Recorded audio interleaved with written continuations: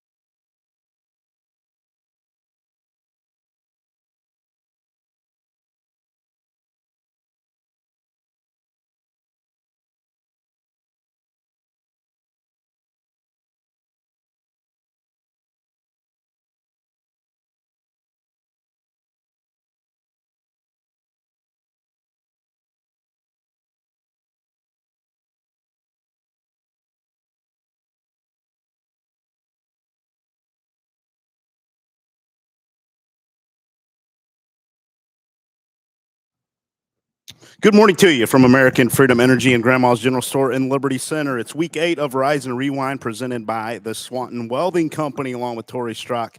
I am Lynn Groll. Good morning, Coach. Morning, Lynn. Seems like I just saw you. You did, and you may have been up just as late as I was a night ago watching the Tigers as I was finishing up my write-ups about when the Mariners advanced to the ALCS, unfortunately, for Tigers fans out there this morning. Yeah, when you dropped me off, I was hustling to get home to catch the end of that game. And turns out I didn't need to hustle as much as I did because there was plenty of game left. I had it kind of on the background as I was typing up the recaps from a night ago, and Tigers had their chances. They're kind of like my Reds this season. They just don't have enough power. Not enough power, and then the old saying, good pitching and timely hitting. They just couldn't get that timely hit. And, boy, they had a chance in the 12th last night, and it was the at-bat where Javi Baez got sawed off. He broke his bat, and it ended up being a one-hopper to third, and they got the runner at home. And that's when you had the feeling that was our chance, you know? Yeah, you win game 1, and then you have Treek Skubal for 2 more games after that, and can't get it done. No. And boy, you'd like to have seen Skubal, and I get it. I get it. Through 99 pitches, I think, and it's 2025, so the days of going the distance are long. They take him out after the 6th when I dropped you off. Yep, after the 6th at 99 pitches, and then just reading some things.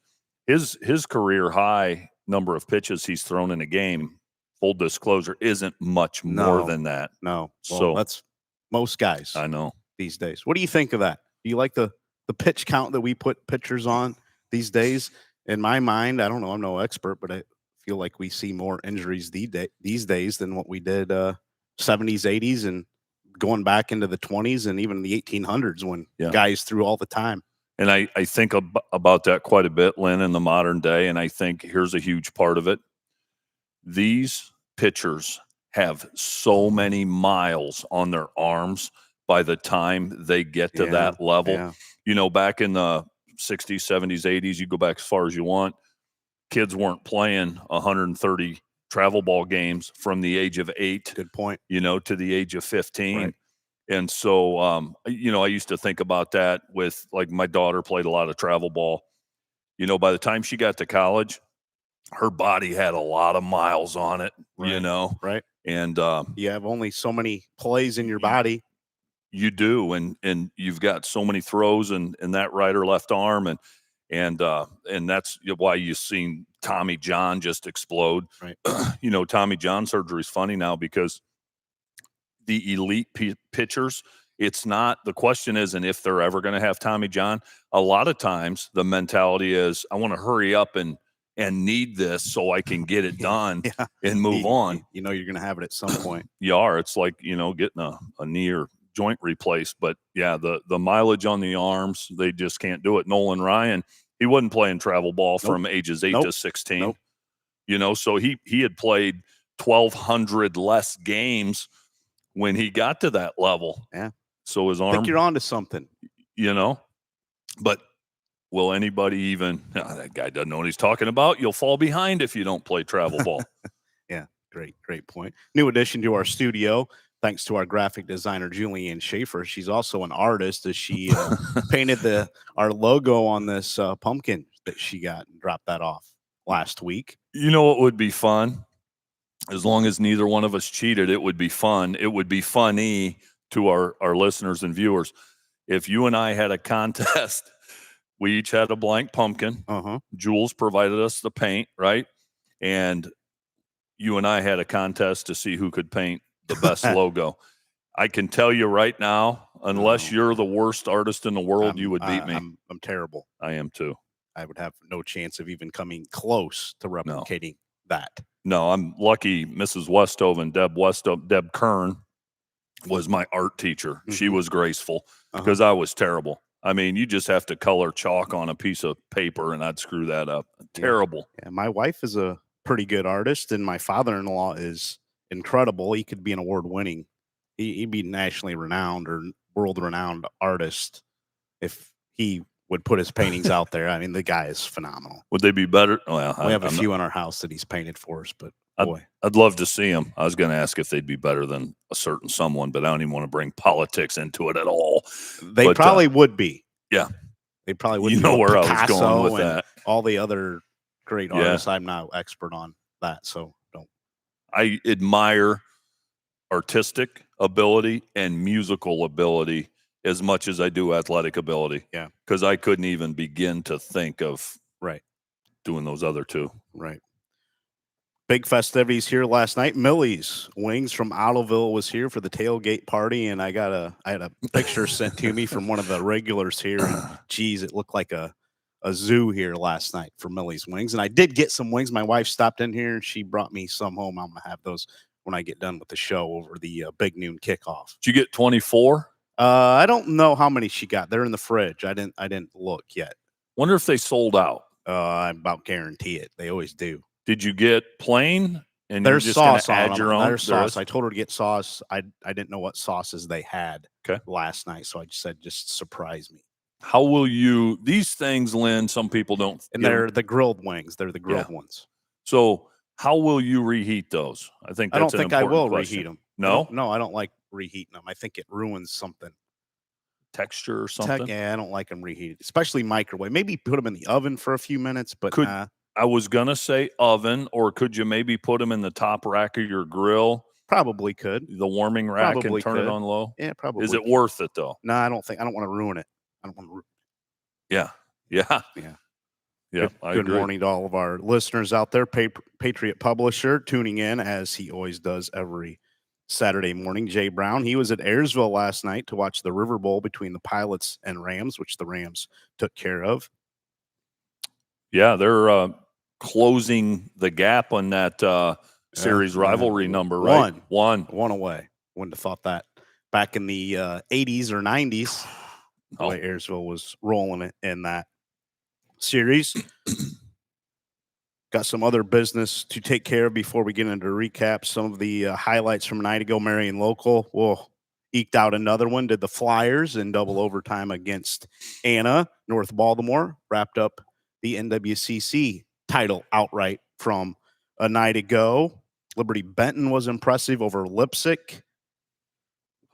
Liberty Center kept rolling. Yeah. Central Catholic fell a night ago. The St. Mary's Prep. Some of the highlights from a night ago. Wapak, they kept rolling. Genoa, huge win over Eastwood from a night ago. How about what Columbus Grove did at home against Crestview? No one's been able to do that. Oh, my goodness, did they roll in that matchup. And Whitmer eked out a win over Findlay in the Northern Lakes League Buckeye Division last night. It's been a few minutes since North Baltimore won a conference championship. Yeah. Maybe the 90s. 95. Did I see? 95 was their last one. They played in the Midland Conference. Yes. The MAL, the Midland Athletic League with Fremont St. Joe and some of those guys were in there. Yeah. You know, something that just illustrates what wearing the bullseye or wearing the target can do. If you think you don't get everybody's best shot, look no further than Versailles. This hit me last night. Versailles has lost 2 straight, lost 14-12, I think, to Minster last night.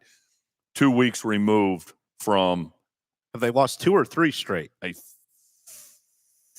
think 2, Anna and Minster. Third. It's their 3rd consecutive loss. 3rd straight. Yes. Since that Marion Local game. Yes. That's how fast the season's going. I missed a week. Yeah. But on the brink of upsetting Marion Local and then lose 3 straight. Now, they're not losing to slouches, but that's how depleted mentally and physically they must have been. Yeah. Joey Nichols says he's hauling beans to the elevator this morning and listening. Good morning, Joey. Be safe out there on the roads. Better than college game day, he says, and he says, go PH. I like that. When you said Nichols, I knew it was a Patriot. Did you? I knew it was a few Patriot. over there in the Hamler-Dashler area. I wonder if he's related to Mark Nichols, a guy if he's still listening. Yeah, you related to Mark Nichols? Find out. Rick Moyer says grown men at LB. That's for sure. Well, Rick, we agree. We've seen them. They are grown men. They look like a college line, and they have some skill guys with the Elkert boys and Connor Barber there at quarterback.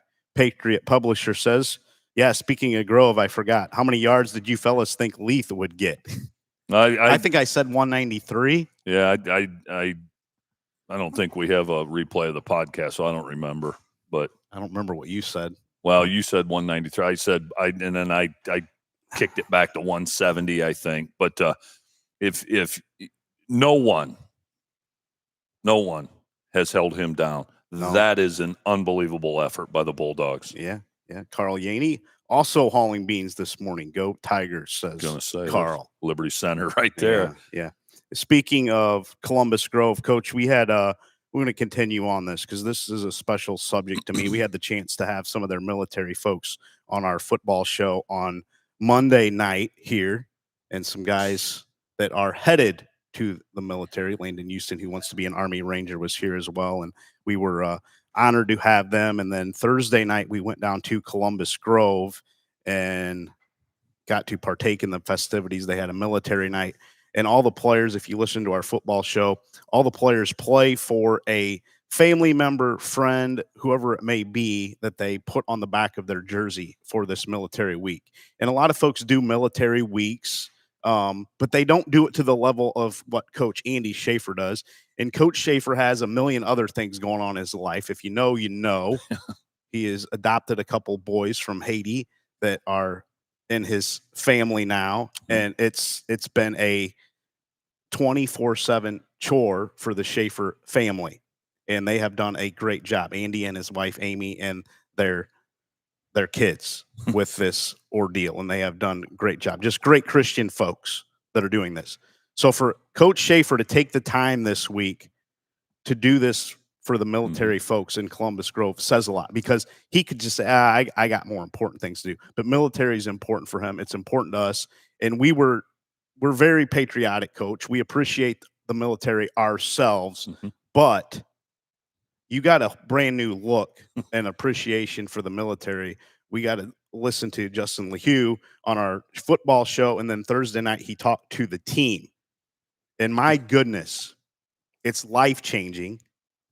He was awarded the Navy Cross. I'm going to read the award to you this morning because I think this is important. The President of the United States of America takes pleasure in presenting the Navy Cross to Gunnery Sergeant Justin D. LeHue, United States Marine Corps, for extraordinary heroism as Amphibious Assault Platoon Sergeant, Company A, 1st Battalion, 2nd Marines, Task Force Tarawa, 1st Marine Expeditionary Force, in support of Operation Iraqi Freedom on 23 and 24 March 2003. As Regimental Combat Team 2 attacked northwards to Nazariya, Iraq, lead elements of the battalion came under heavy enemy fire. When the beleaguered United States Army 507th Maintenance Company convoy was spotted in the distance, Gunnery Sergeant LeHue and his crew were dispatched to rescue the soldiers. One of those was a female, Jessica Lynch, which took on world news, if you remember, back 20 years ago. Under constant enemy fire, he led the rescue team to the soldiers with total disregard for his own welfare. He assisted the evacuation effort of 4 soldiers, 2 of whom were critically wounded, while still receiving enemy fire. He climbed back into his vehicle and immediately began suppressing enemy infantry. During the subsequent company attack on the Eastern Bridge over the Euphrates River, Gunnery Sergeant LeHue continuously exposed himself to withering enemy fire during the 3-hour urban firefight. His courageous battlefield presence inspired his Marines to fight a determined foe and allowed him to position his platoon's heavy machine guns to repel numerous waves of attackers. In the midst of the battle, an amphibious assault vehicle was destroyed, killing or wounding all its occupants. Gunnery Sergeant LeHue immediately moved to recover the 9 Marines. He again exposed himself to a barrage of fire as he worked for nearly an hour recovering casualties from the wreckage. By his outstanding display of decisive leadership, unlimited courage in the face of heavy enemy fire, and utmost devotion to duty, Gunnery Sergeant LeHue reflected great credit upon himself and upheld the highest traditions of the Marine Corps and United States Naval Service. He was awarded the Navy Cross for those efforts. And that's just part of what the man has done. And he's from Columbus Grove. Grew right up from where the football stadium sits now, Clymer Stadium. Pendleton Street. Pendleton, He yes. said. Yes. He spoke so favorably about his time at Columbus Grove. And great job, Lynn, encapsulating what Justin Lehue has meant to our country, and a proud Marine. And the phrase "no man left behind," this guy embodies what that means. And I'll go ahead and read. So you kind of captured some of his service heroics, and now post after 31 years, he's retired. When he was talking on Thursday night, they went back and families would get telegrams from World War II. I think it was 1943. It was Christmas Eve, and these families would get telegrams that their loved one was missing in action or gone. Yep. And that drove him nuts. Yep. He couldn't sleep knowing that there was military folks still left behind from World War II over in foreign lands.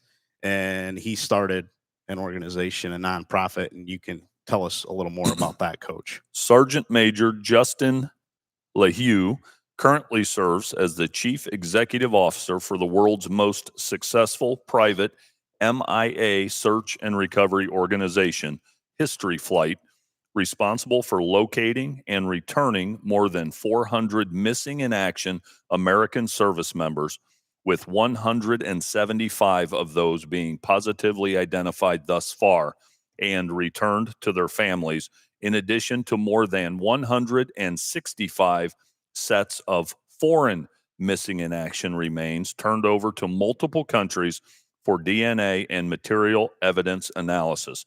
Justin hails from Columbus Grove, Ohio, and was a member of the graduating class of Columbus Grove High School in 1988.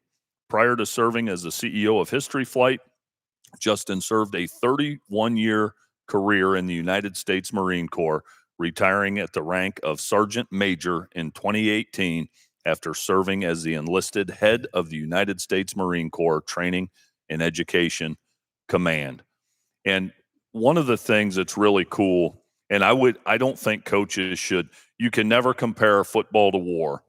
But Justin Lehue, the way he compared the Marine Corps or any branch of the military, Army, Navy, Air Force, Marines, Coast Guard, doesn't matter, National Guard, the way he compared it to a football team in terms of the required teamwork and cooperation and planning and leadership. And he intertwined those things so remarkably that I think the players could really relate to what he was saying.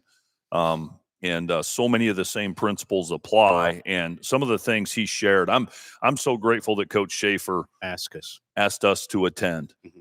And you're just humbled and in awe of it all. So I don't really have the words. I could go on and on. Yeah, he showed a video of them bringing back the remains of soldiers. They were brought to Honolulu, Hawaii, into a hangar at 1 a.m. in the middle of the night.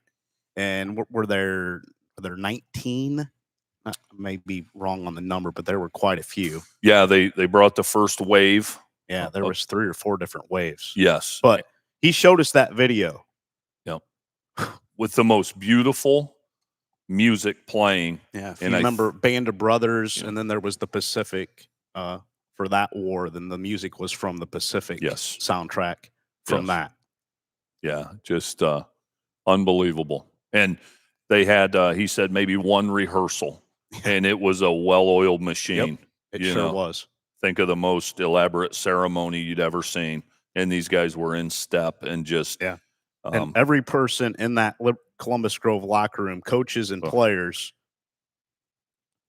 it had their attention. And you think of, if you've watched the series Band of Brothers, and at the end they show all the folks that were in there, and Dick Winters, who was kind of the main character in there. And he says, his grandson asked him, "Grandpa, were you a hero in the war?" You remember that? Yeah. And Grandpa said, "No, but I served in a company of heroes." Yep. And every time I watch that, I lose it. Yep. Because you can see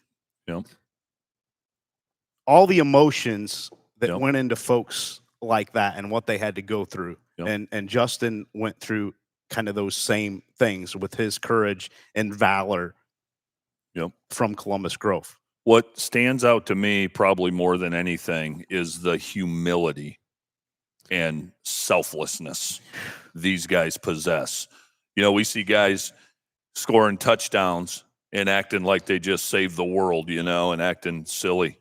And these guys are doing God's work, and they don't want any credit. Nope. They don't want any praise. They would give up their life in a blink Yep. for us and not even think about it. Yep. And the thing that's powerful, they will risk being shot and killed if it means protecting their men. Yep. That's the part that the average person can't wrap their mind around, because we're not by nature wired that way. But the Marine Corps and the other branches of the military wire you that way. It's unbelievable. Yeah, it's crazy, and always be indebted to them. Can't thank them enough.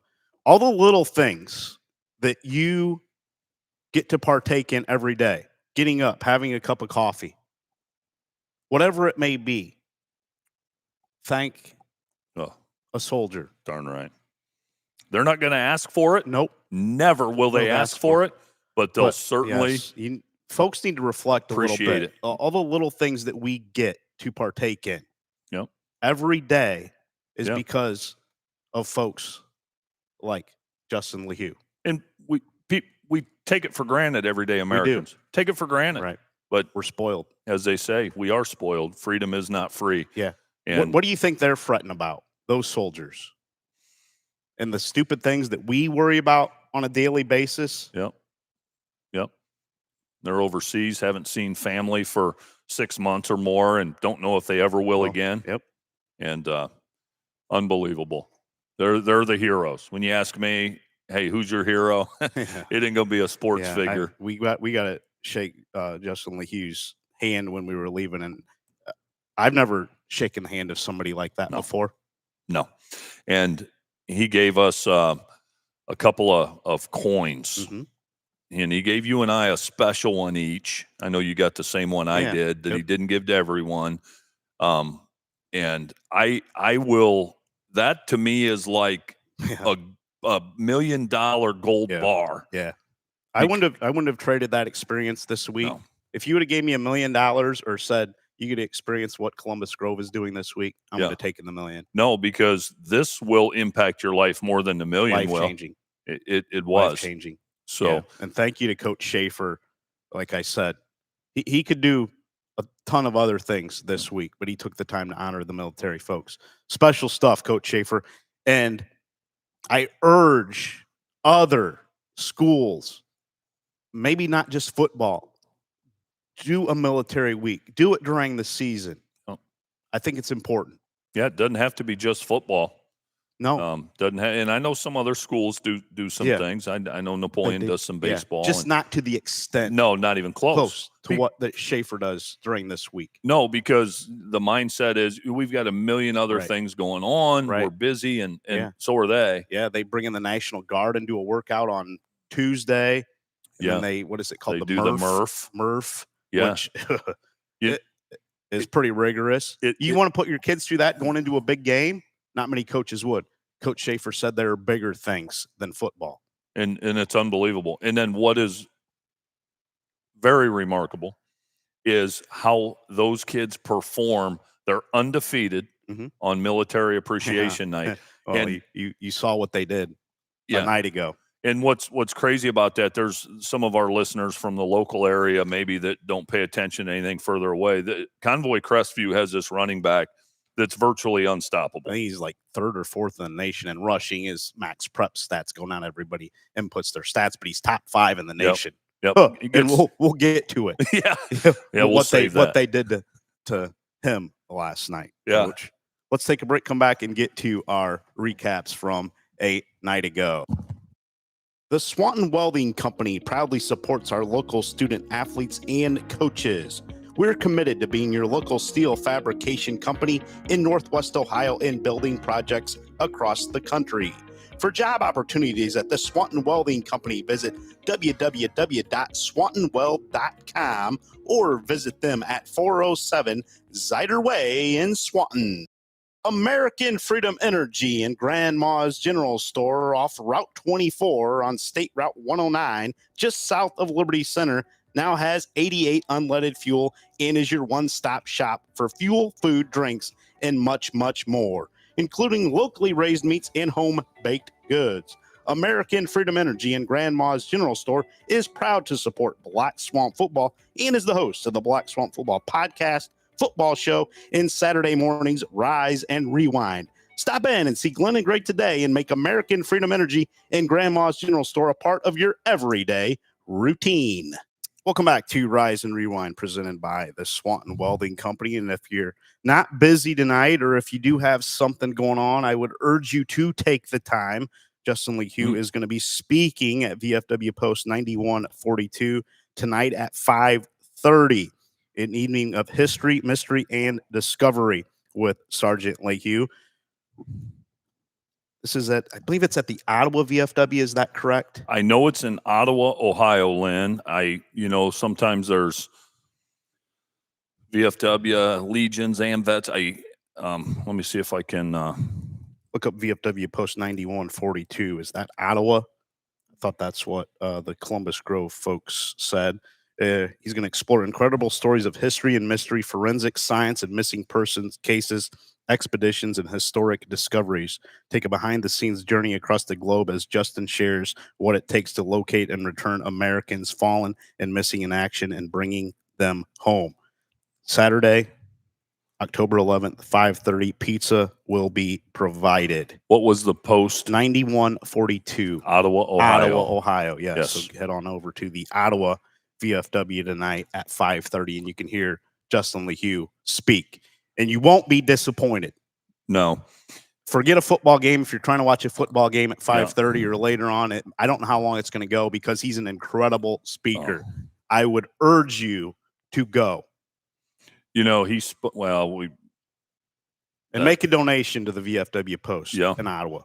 Yeah, they, when he spoke about, people call him in to speak. He spoke to the Navy football team, the Navy baseball team, was hoping to speak to the Air Force baseball team, but the government shut down, put the kiboshes on that. But he's unbelievable in the way he relates military to whatever it is outside of the military is fascinating. Yeah, it absolutely is, and cannot thank Justin enough and all of our military folks for their service. Going to start right there with Columbus Grove's victory last night, 38-0 over Crestview. That's 24 straight NWC wins for the Bulldogs, 5 straight now for them as they're 5-3 on the season. Scored 32 points in the first quarter and rolled over Crestview, who is now 5-3 overall and 3-2 in the NWC. The Bulldogs limited standout Crestview running back Braxton Leith to 54 yards on 15 carries. He came in averaging 9.9 yards per carry, 1,822 yards, and 28 touchdowns on 184 totes. I think Trevin Baxter may have been inspired a little bit last night, especially in the first quarter. First 12 minutes for Trevin, 39-yard touchdown catch, 53-yard punt return for TD, and a 5-yard touchdown grab as Columbus Grove put that one away very quickly. He later caught a 15-yard touchdown and totaled 76 yards on 6 snags. Landon Best, 12 of 15, 142 yards, and 4 scores in a winning effort for Columbus Grove last night. But an inspired bunch of Bulldogs. Okay, got some valuable information here. Thank you, Hopper. We'll pass that along for Friday's tailgate here we'll talk about that when we get to the Liberty Center recap. Lynn, you talked a moment ago about this military week for Columbus Grove. It's not a typical week, and we touched on some of that, but they bring the National Guard in and do a rigorous training activity, and then they practice, and then they do the MRF, and then they practice. And Thursday night is a late night. We were there, and it takes a toll on you, right? And so you talk about Baxter. I'm thinking, geez, he had a tough week, and that's how inspired they were last night. And if Andrew Coles' defense, they might have been chewing nails. Yeah, when they walked out there. we walked in there Thursday night, and the coach, those Columbus Grove coaches are always so cordial to us, but we might have got one of these looks from the crew because you say 193. Yeah. Yeah.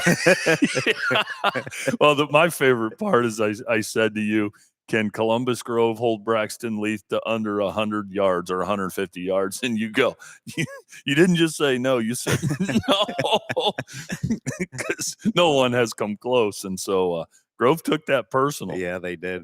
After Justin Lehue spoke and we were walking out of the coach's office, I said to a couple of coaches, I said, I don't think I want to be a Crestview Knight tomorrow night. And that came true. I don't know if I wanted to be an Ohio State Buckeye rolling into Clymer Stadium last night, the way those guys were riled up. No, and poor Braxton Leith, he's getting back on the bus last night going, what'd I do to these guys? Yeah. Wow, man. Unless you were part of it, like we were fortunate to be Thursday night, you don't know. Yeah, absolutely. Let's move it to the Midwest Athletic Conference from a night ago, and Marion Local ekes out another third time they've been kind of on the ropes, 28-27 over Anna in double overtime. Marion Local's nation-leading winning streak survived its third scare of the season as the Flyers stopped a 2-point try by Anna in the second overtime to claim the 1-point win. Marion Local 8-0, 6-0 in the MAC, has now won 72 straight games and had a 383 to 274 edge in total yards against the Rockets, who are 5-3, 3-3. The Flyers did most of the damage in the air with 275 yards on 18 of 25 passing. The Marion Local rushing attack was stymied, mustering only 108 yards on 42 attempts. Camden Eifert had 155 yards and 4 touchdowns rushing, but sack yardage cut into the team total. Braden Mesher caught 6 passes for 121 yards from Brennan Hess, who had that big night throwing the ball around the yard. Logan Ziegenbusch was 16 of 31 passing for Anna. He completed 8 aerials to Zebediah Plyman for 73 yards and 2 touchdowns. But Marion Local survives again. Can you beat them? Well, so Anna has 3 losses, obviously, including last night. And their closest loss was to the best team with the nation's longest winning streak. So, again, illustrating how teams get up to fever pitch to play Marion Local. I mean, they lost St. Henry by 3 touchdowns and lost to Minster by 10 points, but take Marion Local to double overtime. And it also speaks to the parity and balance of that conference. I'll tell you that. It certainly does, Coach Strock. Boy, just nobody can get them. So far. No, nobody can get them. And so they have Coldwater to round out the season at home. Minster on the road this week. You never know. Well, here's the thing about Minster. And nobody cares, but when I pick them, they lose. So I get bitter and I pick against them and they win. And then they win. Yeah. And here they are. Here's Minster, who looked like, they're in a little bit of a retooling phase because they were hit hard by graduation. Yep. And all they are right now is 5-3. Yep. With 2 games to go. There's a crazy amount of teams in that league that are 5-3. Coldwater 5-3, Minster 5-3, Fort Recovery 5-3, New Bremen 5-3. Again, that means the parity in that league. In Coldwater, here's the thing. You can say, well, Coldwater's got 3 losses. They lost to New Bremen last night.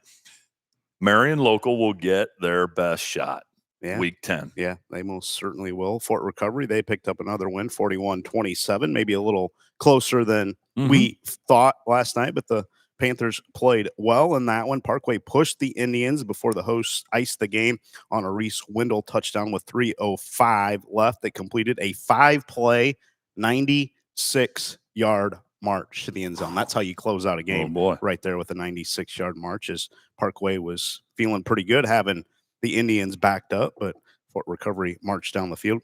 Fort Recovery led 28-6 at the midway point of the second quarter. In that one, the Indians had 493 yards on 49 plays, including 400 rushing yards on 38 attempts. Wendell gashed the Panthers for 287 yards and three scores on 19 lugs. Alex Gerke added 109 yards and a score on 12 totes for Fort Recovery, who is now 5-3 on the season. I'm going to have you pull up the Region 28 standings once we get through the MAC roundup here, Coach. I'm going to see kind of where everybody stands as we go into week number 9. New Bremen, first victory over Coldwater since 1997.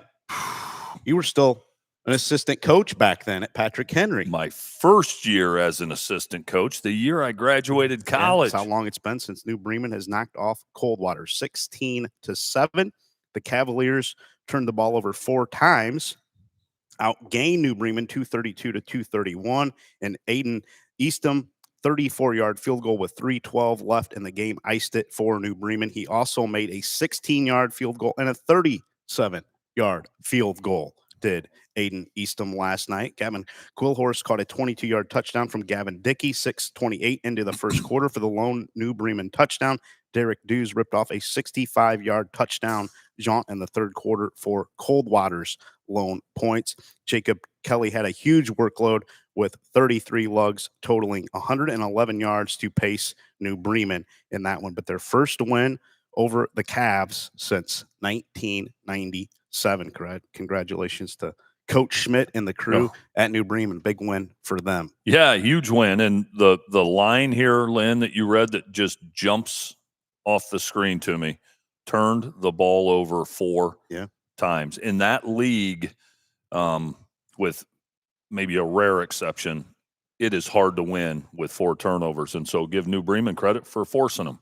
Also in the MAC last night, Minster 14, Versailles 12. Minster sent Versailles to its 3rd consecutive loss, despite being on the short end of a 227-141 offensive total. Versailles was intercepted 3 times, and that one Dominic Meyer had a 3-yard touchdown run. Andrew Kettner returned one of the Minster picks for a 32-yard touchdown, and Landon Napke had 104 yards and a score on 23 carries for Versailles in that one last night. But Minster picks up a nice win over the Tigers in that one, and also in the MAC, St. Henry, no problem with Delphus St. John's, 41-0. The Redskins rolled that one. I don't have any stats from that one yet, but no problem for St. Henry to pick up the victory.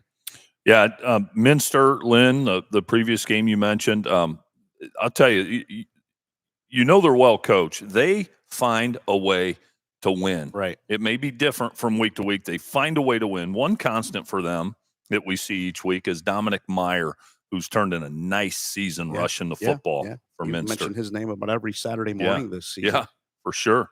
Coach, give us those Region 28 standings where most of those MAC programs reside. Yeah, a lot of MAC flavor in here. Of course, the leader of the pack is St. Henry at 8-0, 4 points ahead of the number 2 team. And then the third team is St. Henry. And then New Bremen. Marion Local, number 1. Marion Local. Who did I say? You say St. Henry. Oh, I'm sorry. Marion Local's the leader of the pack. St. Henry is in the 3 spot. New Bremen sitting at 7th, just a 1/10 of a point ahead of Minster. Actually, maybe less than a 1/10 of a point ahead of Minster. And then in the 11 spot is Fort Recovery. So 1, 2, 3, 4, 5 of the top 12 are MAC teams. Wow. Move it down to Division 6. Coldwater is 5th now, and Anna is 10th. And you know, in Region 24, Division 6, Coach. You know what's mind-blowing to me? Anna, you look at their body of work, they're unbelievable. Mm-hmm. And they're what, 10th? Yep. Sitting at 10th. Mm-hmm. And who do they have left, Lynn? Who does actually I'm maybe closer to it. I just closed it. Home with Fort Recovery and then at Parkway. So they will be favored here the last 2 weeks. Okay. And if they should get in then, if they can take care of business. But boy, if they didn't, that would be a travesty. Yeah. You know, yeah, it would be. Yeah, they definitely need to get in. And I don't think anybody wants to see the Rockets come November. Especially after last night. Right. They do not want to see the Rockets. I'd be curious to talk to some MAC coaches if they would like to have that bye the first week in the playoffs that we're going to get this season. Because I hear a lot of coaches around here, they're a little iffy about the bye. I think they're a little worried how their team's going to respond from a week off and what that'll be like playing their first playoff game in the regional quarterfinals. It'll be interesting to see. But the MAC teams, just the weekly grind.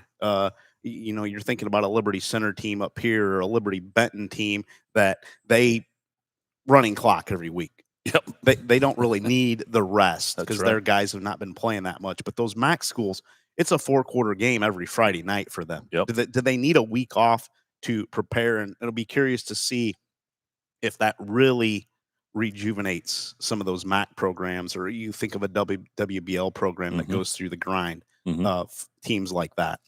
Yeah, I think that's a fantastic question, and the answers may vary from coach to coach. And we may have to wait 3 or 4 years down the road to get some experience with it to see what they say. But a lot of coaches up here I know are saying, I don't really want it to buy. I'd rather play that first week because I feel like we're going to get rusty. But we'll find out. Yeah, the only time I was part of a bye in my life was the COVID year, where the coaches voted on the seating, and we had a bye. And I liked it because my stud, Jarrett Gerdeman, who broke his collarbone earlier in the year, that extra week was critical. Now, didn't end up panning out like we'd liked with the injury. But so if you have a key injury, maybe a concussion, something like that, where you expect a guy back, I think it could benefit you. Yeah. Catholic High School League, Central Division, Central Catholic, their playoff aspirations took a little bit of a hit. They are down to 11th now in Division 3. Region 10 are the Fighting Irish after falling 36-21 on the road at Orchard Lake St. Mary's Prep a night ago. When's the last time the Fighting Irish have given up 36? I'm going to have to look that up. Oh, it's probably been a while. Yeah. Remember when they played Joe Burrow in the state finals, the Plains, Athens? Yeah. That was a high scoring. But that was a while ago. Yeah, that was a while ago. Joe Burrow's high school days. But if you're the rest of Region 10, I don't care what any coach says, if you're the rest of Region 10, you're rooting every week for whoever Central Catholic's playing. You just are. Yeah, you want them out. Oh, you want them out. Yeah. Yeah, they have St. Francis de Sales at home on Cherry Street, and I have a feeling the Fighting Irish will be ready to roll. That could be a tough ask for Coach Lynn and his crew. I know they'll be ready. They'll be ready. But Central Catholic coming off a loss, would have to really dig into the playoff picture, but would another one knock them out of the postseason? Well, I'll tell you what, they are sitting. They're 11th right now. So they're 9.2 average. Defiance right behind them, 8.6 Midview. A loss wouldn't be fatal. Okay. Wouldn't be fatal. Wouldn't be fatal. But they would need, I don't even want to say need help. They would need what's supposed to happen going forward. Don't want to leave it to that. No. Who does Central have week 10, Coach? Central has Muskegon, Mona Shores. What's their record? They are currently 4-3. Okay. And I was gonna. And they beat River Rouge. Did Central play Rouge? Yeah. Okay. This Mona Shores beat Rouge 16-6, and Central beat them 35-13. So that's not a gimme. If Central turns the ball over and stuff, that's not a gimme. Just based on that one game, they don't have any other like opponents. Yeah. Central Division as well in the CHSL last night. Detroit Catholic Central all over St. John's Jesuit 48-7. Detroit Catholic Central, one of the top teams in all of Michigan. They're right up there with Cass Tech as far as Wolverine State football goes from last check up there. But tough night for the Titans and Joe Horn. Got that big win over St. Francis a few weeks ago, but since then it's been tough for the Titans. It has, and Lynn, they're, as far as playoffs go, and it's razor thin they're sitting at 12th, and between them and the number 13 team, it's razor thin. The problem for St. John's is their final two opponents are a combined 2-11. So there's not going to be a lot of second level points available. But if they can take care of business against Warren De La Salle and U of D Jesuit, yeah, they could maybe sneak into that 11 or 12 spot. Yeah. Might need a little help to do it, though. Let's move it to the Western Buckeye League from a night ago. Van Wert 38-20 over Ottawa Glandorf. Van Wert jumped out to a 31-0 lead at the half and cruised past OG, which scored 13 points in the final stanza, kind of close that gap. The Titans actually outgained the Cougars 363 to 224, including 204 to 140. And rushing a night ago, Zach Crummy was 4 of 5 passing, 87 yards and a touchdown for Van Wert, while adding a rushing touchdown. Xavier Kelly tallied a rushing score as well for Van Wert. Oscar Salisbury had 133 yards rushing for OG, and Jordan Shoemaker had 2 rushing scores for OG in that one. Van Wert's kicker, McCracken, he had a 51-yard field goal last night for the Cougars. That's a pretty good boot. Yeah, it sure is. And Van Wert there in Napoleon's region, Division 4, Region 14, they wrap up with Shawnee. This is a big game for them because Van Wert's sitting in the, I think, 11, in the 11 spot. And they have a big point game with Shawnee this week at Shawnee. And so they could secure a play, and then they have Kenton week 10. So they could secure a playoff spot with a win over Shawnee this week. St. Mary's 31-28 over Shawnee last night, and Aiden Meinerding 3-yard touchdown with 2:56 left sent the Rough Riders past Shawnee.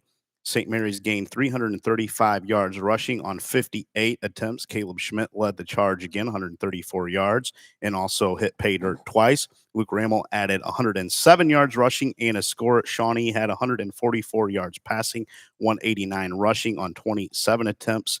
Isaac Meeks found the end zone twice on runs for Shawnee in that one, but St. Mary's a nice win, and Shawnee falls for the second week in a row after losing to Walpock a week ago. I think we've learned that Shawnee is a legit opponent, for sure. St. Mary's just finds a way, you know, and they did last night. Yeah. Defiance went on the road to Elida. They were down 21-20, but scored 22 unanswered points to erase that 1-point deficit on the way to a lopsided 42-21 victory. Kelton Gibbs ran 35 times over 250 yards and found the end zone 5 times, did Kelton Gibbs. And that one is now he's kind of taken over as their feature back with Chase Comiso dinged up a little bit for the Bulldogs here late in the season. Yeah, congrats to Coach Rittenauer. You know, Defiance had kind of been up and down a little bit, more down lately. And so that tells me that Coach Ritt still has their attention. And what an impressive effort by Kelton Gibbs. 35 rushes. That's old school numbers. Yeah, it is. Yeah, it is. And that's a big win against, speaking of up and down, Elida. You know, again, that's the parity of that conference, though. Right. Where's Defiance set, did you say, in the Region 10 I believe, standings? Yeah, I believe I said 11th. Or I'm sorry, they're 12th. 12th. One spot behind Central Catholic. Yeah, so they would go to Rocky River if the playoffs ended today. Obviously, we have some time left. Here is the 5-12 matchup. Well, I'll tell you what, Defiance could darn near lock in a playoff spot if they could pull the rug out from under Bath this week. Yeah, that would be a huge win for them. That would really boost their playoff resume. No doubt about that, Coach Strock. Speaking of Bath, 49-35 over Salina last night. Zach Welsh, 7 touchdowns combined, 5 of those rushing and 2 through the air for Bath as they pick up the 49-35 victory in that one, but an impressive win for them. Gave up some points again. Bath's offense, they usually put up some points, but their defense allows a few, and scored enough a night ago to pick up the victory in that one. Yeah, I think people are just kind of waiting for that Bath-Wapak matchup coming up. I think it's week 10. Week 10 at Bath, right?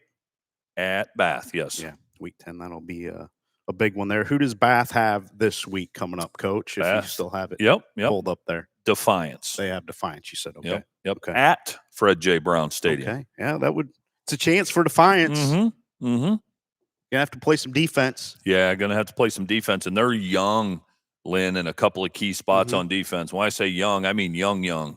We're talking freshmen. Oh. And so They'll get educated quick this week.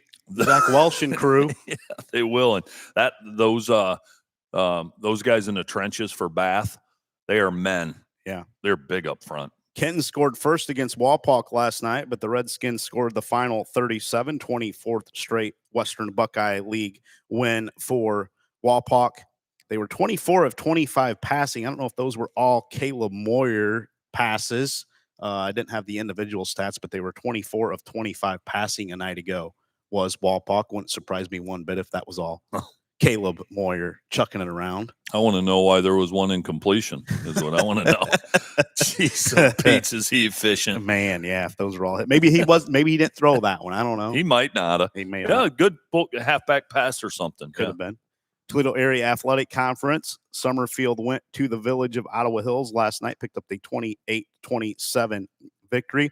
The Green Bears lost their fourth straight to fall to 2-6 overall, 1-4 in the TAC.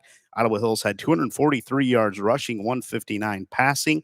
Nickel Finisky was 19 of 34 through the air, 243 yards and 2 scores, while running for 111 yards and 2 scores on 22 keepers. Toby Stevens had 8 grabs, 154 yards and a score. The Bulldogs of Summerfield now are 4-3 and 2-3 in the TAC. Battle of Williams County, Montpelier 58-28 over Hilltop. The Locomotives won back-to-back games for the first time this season, 417 yards.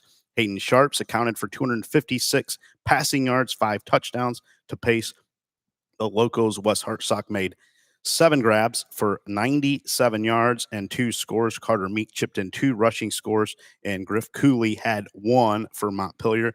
Scott Bowers had a big night for Hilltop, 172 yards and 3 scores on the ground, which were in the midst of a 3-game winning streak, but that ended at Montpelier last night. Eden, no problem over North Central, another matchup up there in Williams County. I don't have any stats from the Bombers' victory there, but they bounced back from that lopsided loss on the road at Whiteford last night. I think Whiteford may play tonight against Erie Mason.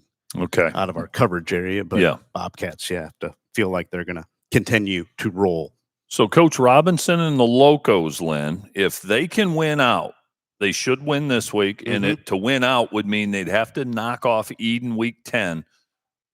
Coach Robinson and the Locos will find themselves in the postseason. Will they? Yes, they will. They're sitting at 12th, okay, just in front of Ada by a couple tenths of a point, but that Eden game's a big point game. Be a huge one for them. And Ada has a tall task the next 2 weeks. They're home with Pandora Gilboa at Leipzig. So, boy, be great to see the Locos. Yes, it would. Matthew Clark, he's looking forward to a potential Week 11 game between Montpelier and Edgerton. Edgerton won the earlier matchup 29-28. They get that one again. Be a good rematch. 3 weeks as we're inching closer to the playoffs. NBC last night, there was a big one in Genoa, and the Comets took care of Eastwood 42-27. Genoa now 7-1, 5-0 in the NBC. They take over sole possession of first place in the NBC with the 15-point victory over Eastwood. The Comets ran for 192 yards on 48 carries and threw for 111 yards.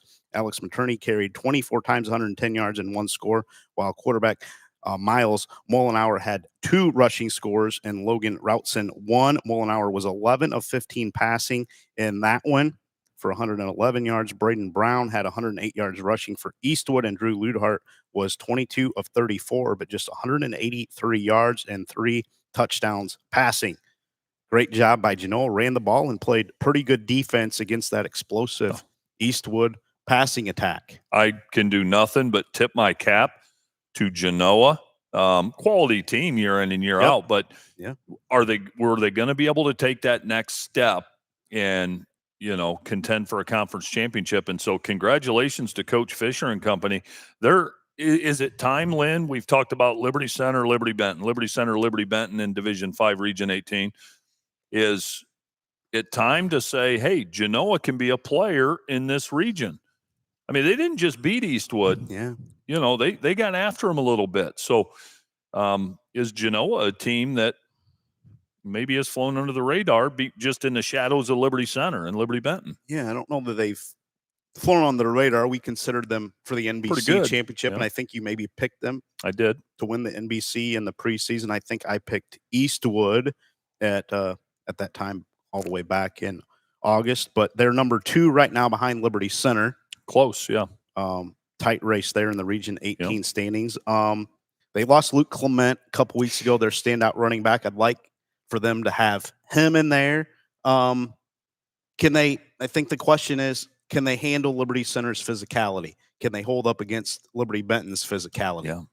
That's the question. Are they, is Liberty Center, Liberty Benton, and then who's that next team? Is it Genoa?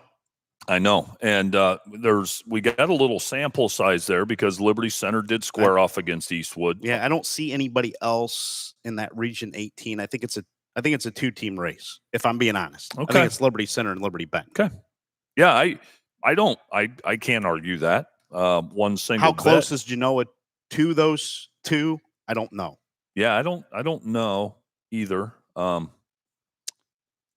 We'll have to find out. Genoa lost to Archbold. Maybe we get a better sense when Liberty Center plays Archbold here in 2 weeks in Week 10. It's a great compare, but yeah, Archbold did beat Genoa back in week number 1. Yeah, that's a good point too. And so I don't like to compare scores, but sometimes you have to. That's kind of your only way in high school football without seeing a lot of film on these teams that's out there. Yeah, if Liberty Center beats Archbold Week 10, they'll win that region. Right now, Genoa's, just a few tenths of a point behind, but Genoa doesn't have many second level Fostoria points. and Lake here. Yeah. Fostoria is 0-8 and Lake is 2-6. So not many points out there for Genoa as we head into the late stages of this season here. Also in the NBC, Maumee 35, Otsego 20. Maumee built a 28-7 lead in the third quarter, and they picked up their 3rd straight win last night. Maumee posted 243 yards passing, 175 rushing. Ben Kubitz, 13 of 19 passing, 243 yards, 2 TDs. Eli Dodson, 5 catches, 112 yards, and a touchdown. And Travis Garrett, 17 carries, 104 yards, 1 touchdown. Cohen Jones, 15 carries, 63 yards, and 2 TDs. Travis Garrett, a name we haven't mentioned so far that I recall on Rise and Rewind this season for Maumee. The Knights, now 3-5, 1-4 in the NBC, got 71 yards rushing from Grady Frank and 65 from Keegan Hutton. But Maumee kind of is going about their business right now. I don't know where Maumee is as far as the playoff picture. Well, if you could pull that up for me. Yep. And here's the thing, Lynn. They've got a tough task ahead of them. They're sitting at 10th. Okay, they're sitting at 10th. It's kind of a logjam there in the 10, 11, 12 spot. And they're 1 spot ahead of Central Catholic. The challenge for Maumee is they wrap up their season at Oak Harbor, home with Eastwood. Now, I think they could get Oak Harbor. They were close with Genoa, 27-23 a month ago. That bodes well for the Panthers. They lost to Springfield, though, week 1. Yeah, I know. They're hard to figure out. Fell to Napoleon 21-14, and then Genoa. Yeah.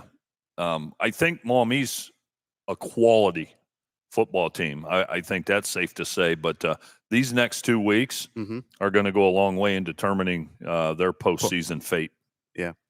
Rounding out the NBC, Oak Harbor 42-8 over Lake, and Rossford edged Fostoria 14-13. No stats from either of those 2 games from a night ago, but wins for Oak Harbor and Rossford to round out the NBC slate of games from this week. Catholic High School League AA Division, St. Francis 24, Dearborn Divine Child 17. Nice win for the Knights. The Knights completed a defensive battle that included just 385 total yards. Eli Beals 95 yards and a score helped St. Francis hand the Falcons their first loss this season. St. Francis held Divine Child to 171 total yards and forced 3 turnovers in that matchup last night at the Glass Bowl. But a nice win for St. Francis as they head into the big collision course for the Irish Knight at Gallagher Stadium in Central Catholic this week, where I believe they have lost their last 23 to Central Catholic.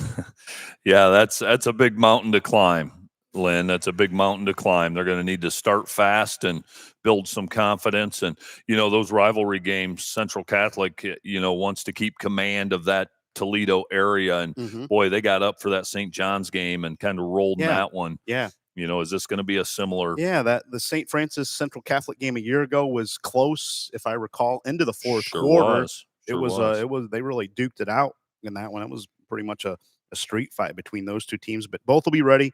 Coach Lynn will have his guys ready, and it'll be a long week of practice, probably for Central Catholic coming off that loss a night ago. Yeah, it will. And looking at last year, you got me thinking there. I think it was one possession until maybe, I don't know, 8-10 minute mark. Yep. Central pulled away. Yeah, it ended up 28-7, but you're right. Prior to that, it was super tight.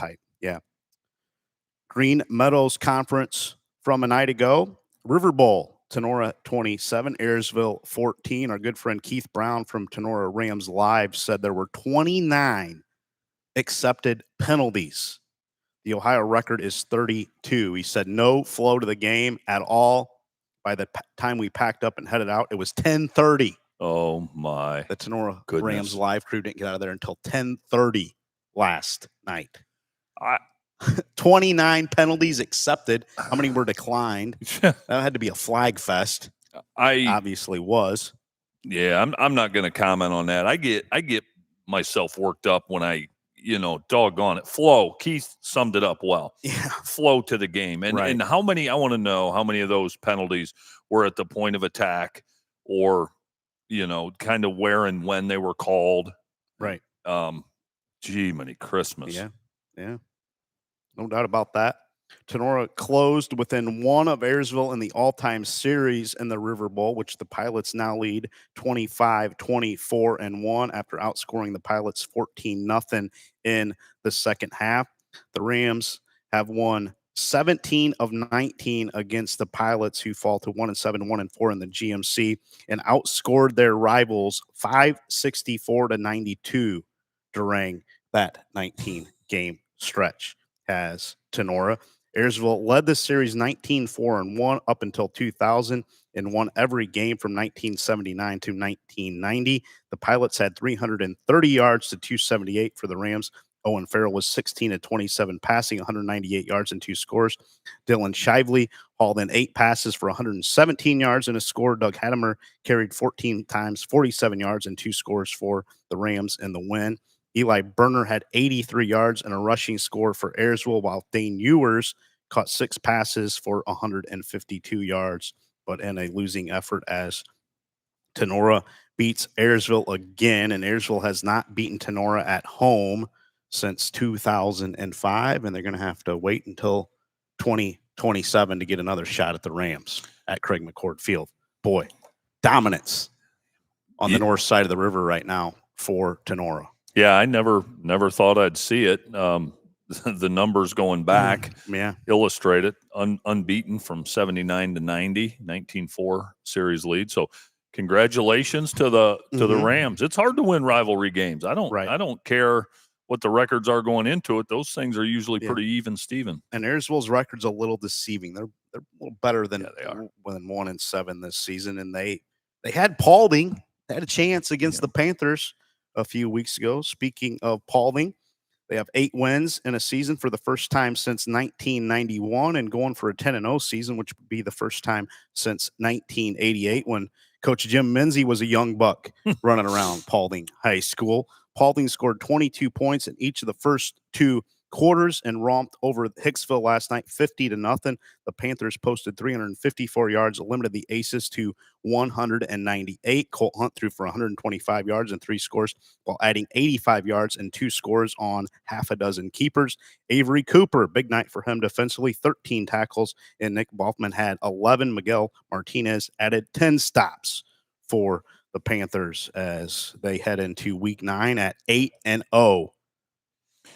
This is another illustration of how they have to go to Justin F. Kressel Stadium this next week to Tenora. That will be a big one, and then they're home with Antwerp. Yeah, what this says to me is how Paulding's really taking that next step is because they're doing what they're supposed to do. They didn't go out and win this game last night 21-7. Nope. They put a stamp on it, and that tells me that's a focused bunch, and they're playing at a high level and playing where the bar's set. Yeah. Looking forward to seeing what Paulding can do here in week 9 against Thorn. I think that will tell us a lot. They are now 5th in the Region 22 standings. Are the Panthers is probably, if they can get a couple more wins, I think they would have a bye week 11. Yeah, and somewhere along the line, boy, you got Archbold up there, Bluffton's in there, Patrick Henry lurking down there. You don't want to play them. That region will be interesting. Yeah, Fairview in there too. Yeah, Fairview would like another shot. Woodmore at some point. having a good year over east of us. They're a better program. I think they have a pretty high powered rushing attack. Patrick Henry 11th. We'll get to our NWL games here in the Archbold game from a night ago, but Patrick Henry got to close out the season here. They do, and but I'm going to tell you this. PH should win out. They do have 6-2 Evergreen week 10. Again, we'll get into that, but we talk about Central Catholic and that no one above Patrick Henry wants to draw Patrick Henry. No, period. Absolutely not. Tenora is now 16th. May need the win over Paulding this upcoming week to secure a playoff bid. Yep, and then they'd be in Patrick Henry fan against Evergreen, Liberty Benton fan against Van Buren. I like their chances there. So, yeah if Tenora wants a chance, this is it. Yeah, speaking of Tenora, we're going to have Tenora great Kevin McCann on our podcast coming up on Monday night. Looking forward to have Kevin on our show. Ooh. Talk about running backs and athletes around Northwest Ohio and the history of this area. Kevin's right there. Yep. And I wonder if Kenny Krause, if he were making a list of his all-time team, Kevin McCann would be on that list. I would agree. I think you could put him on that all-time list of the GMC and all-time in this area. Yeah. I was talking to Sam Cotterman, and he asked, how'd you get Kevin McCann on your podcast? Because he was at Findlay as a grad assistant when Kevin was down there playing with the Oilers, and he said Kevin was a absolute beast in the weight room down there. Yeah, I can believe that. So I'm thankful for Kevin taking time to come see us. Yeah, no doubt about that. Also in the Green Meadows Conference last night, Antwerp 20, Wayne Trace 13. The Archers limited Wayne Trace to 180 yards to claim the victory over their Paulding County neighbor. Hampton Rogie completed 8 of 14 passes, 129 yards, and 2 scores. Braden Fuller and Keegan Gray Wyckoff were on the receiving end of touchdown tosses in that one. Zach Salas had the other Antwerp touchdown, but Antwerp picks up the victory over Wayne Trace 20-13 in a pretty good defensive battle between those two Paulding County programs. Also in the Green Meadows Conference, Fairview 54, Edgerton 19. Fairview left little doubt, led 27-6 after one quarter and 47-6 at the half in an easy road triumph. The Apaches had 442 yards with 355 coming in the air. William Zedike, 18 of 27, 350 yards, 3 scores, while adding 2 rushing scores. Logan Olinger made 4 grabs for 114 yards and touchdowns to Gavin Garza and our good friend Shady Fritch. Yeah. Last night, as Shady had one for the Apaches. Kellen Sanchez made 8 grabs for 115 yards to pace Edgerton in that one, but 54-19 Fairview on the road in that matchup a night ago. Yeah, 2 things. Number one, congrats to Coach Hale and Antwerp. I know they're 3-5, and you may think that win's inconsequential. It's not. That's a big win for their program, and it also tells you those kids haven't quit. Right. And so they got it geared up and got it done. Fairview, it's interesting when you look at Division 6, Region 22, Lynn, for that 4 spot, that bye in that home field. It is a logjam. Fairview, Paulding, and Bluffton. So Fairview's going to be rooting for Tenora. Yep. They're going to be rooting for Columbus Grove against Bluffton, things like that. Fairview's going to win out. And that's going to be interesting, that coveted 4th spot. Yeah, no doubt about that. Blanchard Valley Conference, there was a big one there of unbeatens a night ago at Liberty Benton High School, and Liberty Benton shellacked Lipsick 50-0. Another running clock for Liberty Benton. They've had 8 of those this season. The Eagles put up 445 yards of offense, held Lipsick to 121 overall. It's 6th consecutive win over the Vikings, which entered the game averaging almost 400 yards a game. Leipzig came in averaging 394 yards. They were held to 121. A third of that last night. Zach Elkert, 23 carries, 212 yards, 3 scores. South Elkert, 7 grabs, 131 yards, and 3 scores. Connor Barbara, the quarterback for LB, added 70 yards and 1 score on 4 keepers. I think he opened the game with a, 50, 60 some yard run. When we got the got an update, and it was about a minute in, or if that. Maybe it was the first play of the game. I don't remember, but Liberty Benton. Oh, my goodness. Yeah, my son was at that game, Lynn, and he said it was. He wasn't very impressed, was he?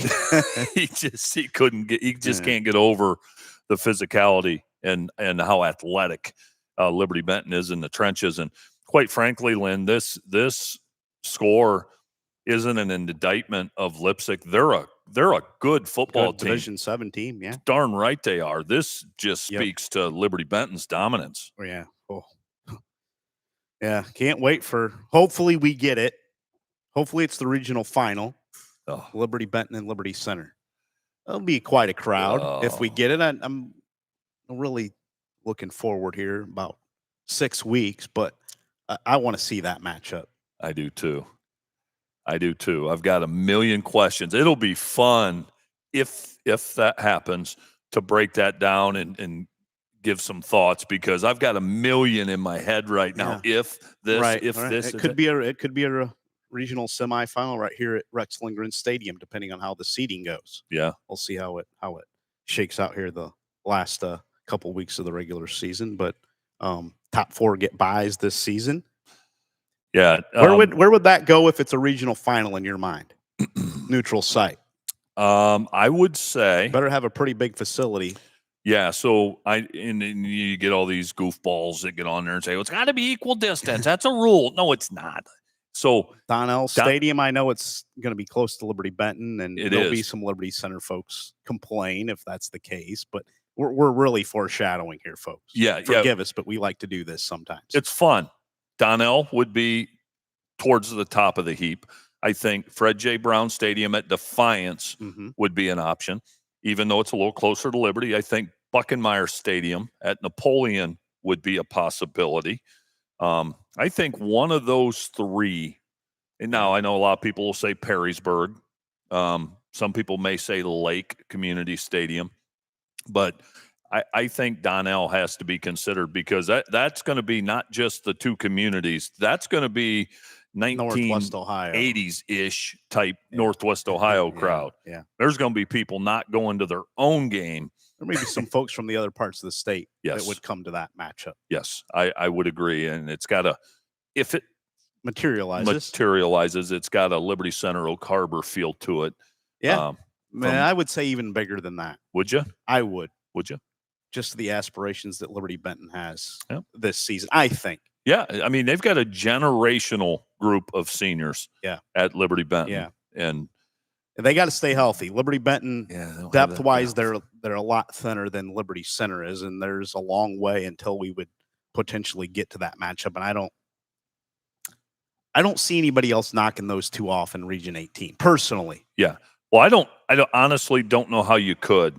And you could say, well, turnover, even that, I don't know. I don't know that they're beatable. I don't know that either team is beatable until they play each other. And I'm being serious. You say, well, everybody's beatable. Now, I don't know if these 2 are beatable, because you've got to have too many elements. And you to can mention. Argue about the schedules on each side. You can. What Liberty Benton did to Columbus Grove. Now, I know it was early in the season, but that was no match. No. At Clymer Stadium. Well, what would Liberty Benton be against Liberty Center's schedule? They'd be 8-0. Yeah, I think you can interchange the schedules, and the scores would probably be pretty similar. I'd hate to see Liberty Center in the BVC, though. I would agree. I would agree. Yeah. Yeah. That's we'll get to it. Yeah, we will. But we doggone, have some time to get to it. But we enjoy to kind of look forward to some matchups down the road. Also in the BVC, Pandora Gilboa, no problem with Arcadia, 38-0. The Rockets held the host to 133 yards. PG 303 yards with 157 passing, 146 on the ground. That is pretty balanced for PG. Corey Gurton, 12 of 15 in the air, 157 yards, 2 scores. Ben Burkholder added 88 yards rushing on 11 totes, also scored once. Jason Finbert led the Rockets in receiving with 3 grabs for 67 yards and a touchdown. And Elmwood ended their losing skid 28-11 over Riverdale last night in Blanchard Valley Conference. So congratulations to Elmwood on their first win and ending that long losing streak. No stats for you from that one, but Elmwood picks up the victory there. Yeah, congrats to Elmwood. The only other thing I'll say is Pandora Gilboa just kind of goes about their business and kind of just flies under the radar. I think they prefer sitting at 6-2. They're going to be in the postseason. So right. Doom Walker asked us if Lima Stadium is still hosting. Yes, I would assume Lima Stadium maybe have a MAC type game there in the regional final that they would host. I would assume. Yeah, I think that's a good question. Good question, yeah, but I think that was probably a little bit more of the southern southwest portion of our coverage area. Some teams there would maybe go to Lima and Wapak, probably. I'm not a betting man, Lynn, but I'll bet you $1,000 cash if the Liberty Center Liberty Benton game formulates. There'll be multiple people on social media that'll blurt out BGSU. You know, or you Toledo. Think the OHSAA isn't paying for an extra day of golf course rental, let alone Deutsch Perry Stadium. When the OHSA calls Toledo or BG and says we're offering you this, for $1,500, they're not taking that call. No, they're not taking that because they can't even open the gates for that much. Can't turn the lights on for that much. They don't pay them enough money anymore. No, they don't for that. And I watched Archbold and Liberty Benton in the playoffs at BGSU years ago. You know, and but not anymore. Yeah. Jordan Burdue says there was a lot of moving and shaking and a ton of points being claimed and some playoff spots being climbed and some phenomenal games. Keep rocking the football scene in Northwest Ohio. Tory and Lynn, thanks, Jordan, for that message. Very nice, Jordan. We appreciate your support for that. NWAL action from a night ago, the game we were at Blue Streak Stadium over in Archbold. The Blue Streaks pick up a 22-21 victory over Patrick Henry. The Streaks were down 21-7 at the half, came back and picked up the win. The victory pushed Archbold to the top of the Region 22 standings, while PH fell in Region 22. The Patriots had 377 yards to 258 for Archbold, as PH actually outgained Archbold last night. Maddox Penner, 15-21 passing, 169 yards and 2 scores. Anderson Bentley, 7 catches, 59 yards, 1 TD. Morgan Harris, 3 catches, 34 yards, hauling in as they hauled in second half touchdowns. Kiefer Holloway had an 83-yard touchdown run on the first series for PH, which had 206 yards rushing on 32 attempts. Holloway also had a receiving score, but we got to the half. It was 21-7, and I think we both discussed privately that felt like it was maybe kind of over the way Patrick Henry was controlling the trenches. And I don't know what Coach Dominic and Coach Todd Peterson and crew said at halftime, but whatever they said, they got their guys ready. Now, Patrick Henry marched it right down the field on the first possession in the second half. Could have went up 28-7, got it to the 11 of Archbold, stalled out there, had a false start penalty, and then on fourth down, unable to convert. And Archbold started to rally a little bit there. But I think if Patrick Henry would have scored, even if they had if they kicked a field goal there, that may essentially sealed it for them, because they would have been up 3 scores. I know. Jarrett Rufinock came in for Archbold and had a 7-8 yard run on the first play after the stop on fourth down. And Archbold had done nothing running the ball in the first half. That was probably their best run that they had up until that point, was that run. And it wasn't significant, but it just seemed like it gave them a boost that they could run it. Went down and scored, and they scored again to make it 21-20. Patrick Henry jumped off sides on the PAT. The kick was good. They called it dead. Coach Dominic said, we're going to go for 2 now. And they converted that, took the 22-21 lead, and held on. Yeah, I didn't know if I thought it was a little early because it was late third quarter. It was. I don't know if I loved it at the time, but that essentially, looking back, Where Patrick Henry got into a little bit of trouble a couple of times was, you get down in that red zone and that field condenses. So now the end line is your ally. And a couple times they just had trouble finding the right mix to get it in. PH got down there again and tried a field goal in the late stages of the fourth quarter that went wide left, had plenty of distance, but just went a little bit wide left. But two trips into the 11-yard line of Archbold and no points. That was the determining factor. Somebody asked me last night, they messaged me and asked if I thought if PH lost the game or Archbold won the game. Essentially, I'm paraphrasing the question. I would say a little of both. Yeah, I would lean, and I think those are fair questions. No, and I guess I would lean Archbold won the game. I would lean that way. There were some miscues you could point to on PH's side that hurt him, but I'm leaning more Archbold won that game. I don't know. What do you think? I'd say 75% Archbold won it. Okay. And I think if you're Bill Inselman in that coach's office right now at Liberty Center, or if you're at Patrick Henry or Klein's Cold Keg or the Copper Bar this morning, they got the answers. I think they're feeling we should have won that game if you're a PH fan. 2 trips to the 11, you get nothing out of it. Outgained Archbold by a pretty significant margin in that one, especially how the first half went. I think if you look back on it, if you're Patrick Henry, it's probably a game. We probably should have won that game. Should have won. Yes, should have won. But if you're Archbold, you're going, you know what? We stood tall. Yeah. With our backs against the wall, we came back. They played much better in the second half. They were a different team, especially just emotionally. Yeah, they didn't come out with a lot of fire, I didn't think, in the first half. They were just kind of lackadaisical. I didn't get that sense in the pregame from them, but the first 24 minutes, it was kind of they were just going through the motions. Didn't see a lot of enthusiasm on the sidelines. Their guys just kind of stood there. Just didn't see a team that was excited to play. And I think Patrick Henry had their antennas up, and Archbold figured it out at halftime and played much better in the second half. Yeah. They didn't let Patrick Henry run like they did in the first half. Now, I know Holloway's run generated tons of those yards, those 83 yards on just that one run. They did a pretty good job against the Patrick Henry run. Now, they were getting 4 or 5 yards, it seemed like, on the majority of their totes with Jaden Rudder and Calvin Schrader. Yeah, I'll tell you this. I like this Patrick Henry team. I really do. Yeah. They don't have a ton of depth, but God, their starters are so good. Yeah. They didn't have center lane Beaterstead last night. Yep. Grant Smith was playing some offensive line as they haven't had the starters that they wanted for one game all season so far. I know they haven't.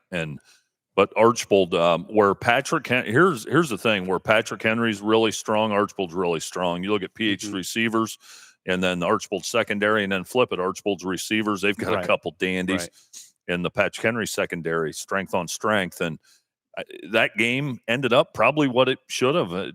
They're like a 1-point differential. Opponents there. Patrick Henry getting Reed Krieger back at receiver.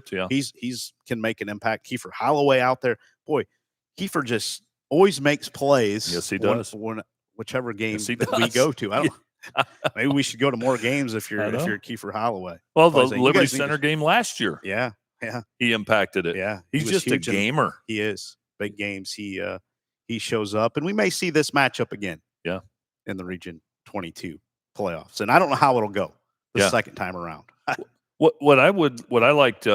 I would like to ask coaches. I'd never ask them publicly, but as a former coach, I'd love to ask Bill, today, maybe not today, Monday. He'll be here Monday, the 2005 state championship. That's right. Patrick He'll Henry be with will be on our KK Collision football show. Yeah, I'd like to ask off the air, what would you have done differently looking back at it? But the answer sometimes, Lynn, what if is nothing. Could have they kicked a field goal that first possession of the second half? Aiden Gherkin's got the leg. He's got the leg. He showed it on that one. He just missed. He did. And sometimes coaches will answer, I wouldn't have done anything different. We just didn't execute. Yeah. Sometimes that's the right answer. I don't know. And it's funny, in high school, the thought of a field goal never creeps in your mind. Not never. Well, especially rarely. Patrick Henry. Yeah, well, They haven't had the kickers. No, Go they back to haven't. Mark Krause. That's They probably haven't. the last time they've had one. Yeah, and in college, your mentality when you're driving the football, sure, you want touchdowns, but you're thinking field goal, worst case scenario. In high school, you don't think that way unless you have an elite kicker, Yeah. Let me ask you this, because we're 2 weeks away from what is going to be the NWL championship matchup at Archbold.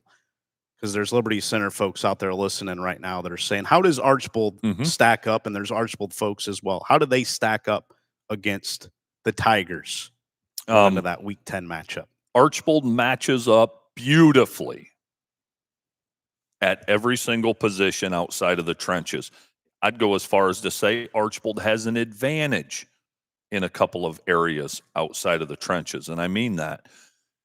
Where it gets a little dicey for the Streaks is in the box there. That's where Liberty Center has a marked advantage. And so, Archbold has plenty of firepower to compete in that game. Can they slow Liberty down for 48 minutes? That we'll have to see. But Archbold's as talented as anybody Liberty Center is going to play this year, including Liberty Benton, as far as talent on the flanks. Right. I think. And they'll be challenged with Morgan Harris. I mean, my goodness. Anderson Bentley. Yeah. They're young. Krieger. Archbold's young. They're young. Is that a big advantage for Liberty Center with the experience they have? And Archbold's going to go in with a lot of sophomores playing in this game. Sometimes those guys don't know any better, and it's better that way. Well, that's true. If a pup's going to bite, or if a dog's going to bite, he's going to bite as a pup, as they say. But and then I'll tell you, Ryder Ryan, he's a special running back at Archbold, and then they've got a couple defensive guys that are tougher than Max snot. Burrows. A little tank they have at linebacker. I was telling Spike Whitman about him this morning. Of course, he was asking a lot of questions about Archbold because Liberty, Lynn, they want competitive football games. Right. They hope Archbold's good, and I mean that. Yeah. And I was telling Spike about Max Burrows. I said, he's a tank. I said, he's 5'8", about 200 pounds. He's listed at 190, but he'll hit you. Yeah. He's like a Liberty Center type kid. I mean, he'll smack you. Yeah.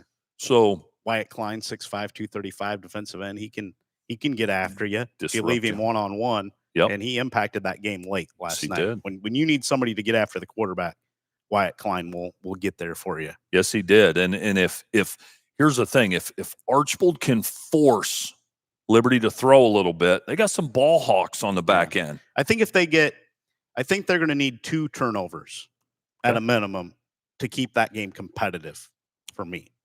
They will be I think they have a chance to keep that game close if they get 2 turnovers and not turn it over themselves. They're going to have to be a +2. I think that's a pretty fair assessment. I do. They've got to be at the very least even. Right. They can't be minus. Right. But if they're a +2, they'll be there in the third quarter for sure. Yeah. I worry about them holding up against Liberty Center in the trenches. I know. I do too. And but I'll tell you too, I have you can say that about anybody. No. Who's going to hold up against Liberty Center in the trenches. I just don't know if Archbold has that ability. If Archbold can somehow play that game, at least offensively, defensively, you don't have a choice. But offensively, if Archbold can play that game outside of the hashes, meaning getting the ball to their playmakers in space like they did against Delta, Liberty won't be afraid to come up and challenge them. But the problem is when you challenge them, they can get behind you. Krieger and Harris and those guys. So it's going to be an interesting matchup. And here's the thing, though. David Dominic is a really, really, really good offensive coach. Yeah. He's going to have some shots designed for touchdowns if Archbold executes them, guaranteed. Yeah, no doubt about that. As Archbold picks up the 22-21 victory over PH last night. Liberty Center here at Rex Lindgren Stadium. No problem with Delta, 39-0 to 32-point second quarter. Sent the Tigers to their 32nd straight NWL win in dominant fashion over Delta. LC had just 133 yards rushing while they threw for 168. Didn't put up a ton of yards, but went about their business, got out of there, I think, healthy from what I know. I didn't hear anything from the coffee crew this morning. Caden Kreinbrink, 7 of 9 passing, 163 yards, 2 scores to pace the Tigers. Isaiah Badenhop, he deserves some wings from Millie's. I hope Greg, his dad, picked him some up, or Grandpa did last night, because Isaiah Badenhop had a nice night, a receiving touchdown. He also returned a punt for a touchdown for LC in that one. Jackson Lonazak had a receiving touchdown as well, while Thomas Moeller scored a rushing touchdown along with Garrison Cruz. Delta was held to 101 yards rushing in that one last night. But the beat goes on for Liberty Center, picks up another shutout victory, and just get a lot of guys included and get out of there healthy. Yeah, Isaiah Badenhop, that's not his first career punt return for a touchdown. No, he's had Remember that? Yeah, nope, he's had a couple others, but congratulations to Isaiah Badenhop and the crew last night. Yeah, they might have saved him some wings, but there's a chance Glenn ate him for breakfast. Grandpa Badenhop. There's a good chance. And but Isaiah, if you know him, he won't say boo. No. He'll say, it's okay, Grandpa. Good kid.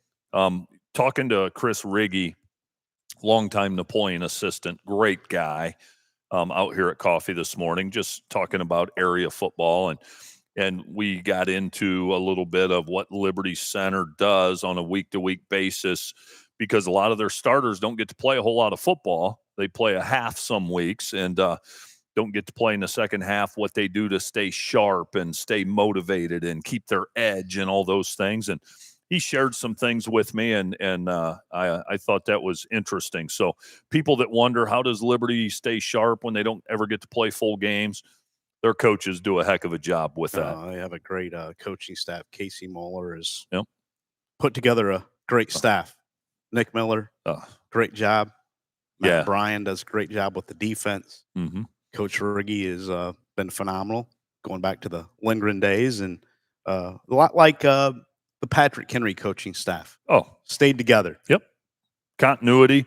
You know, it's funny, Coach Riggy, and people that think, well, Liberty it's easy for them. You know, it's easy to coach those guys. But it was funny because Coach Riggy was saying every single week, and this doesn't surprise me, won't surprise you, but he said every single week we turn on the film of the opponent. And we say, you know what? They can hurt us with that. They can hurt us with this. We better get this covered. Yeah. They're going to score on this. Yes.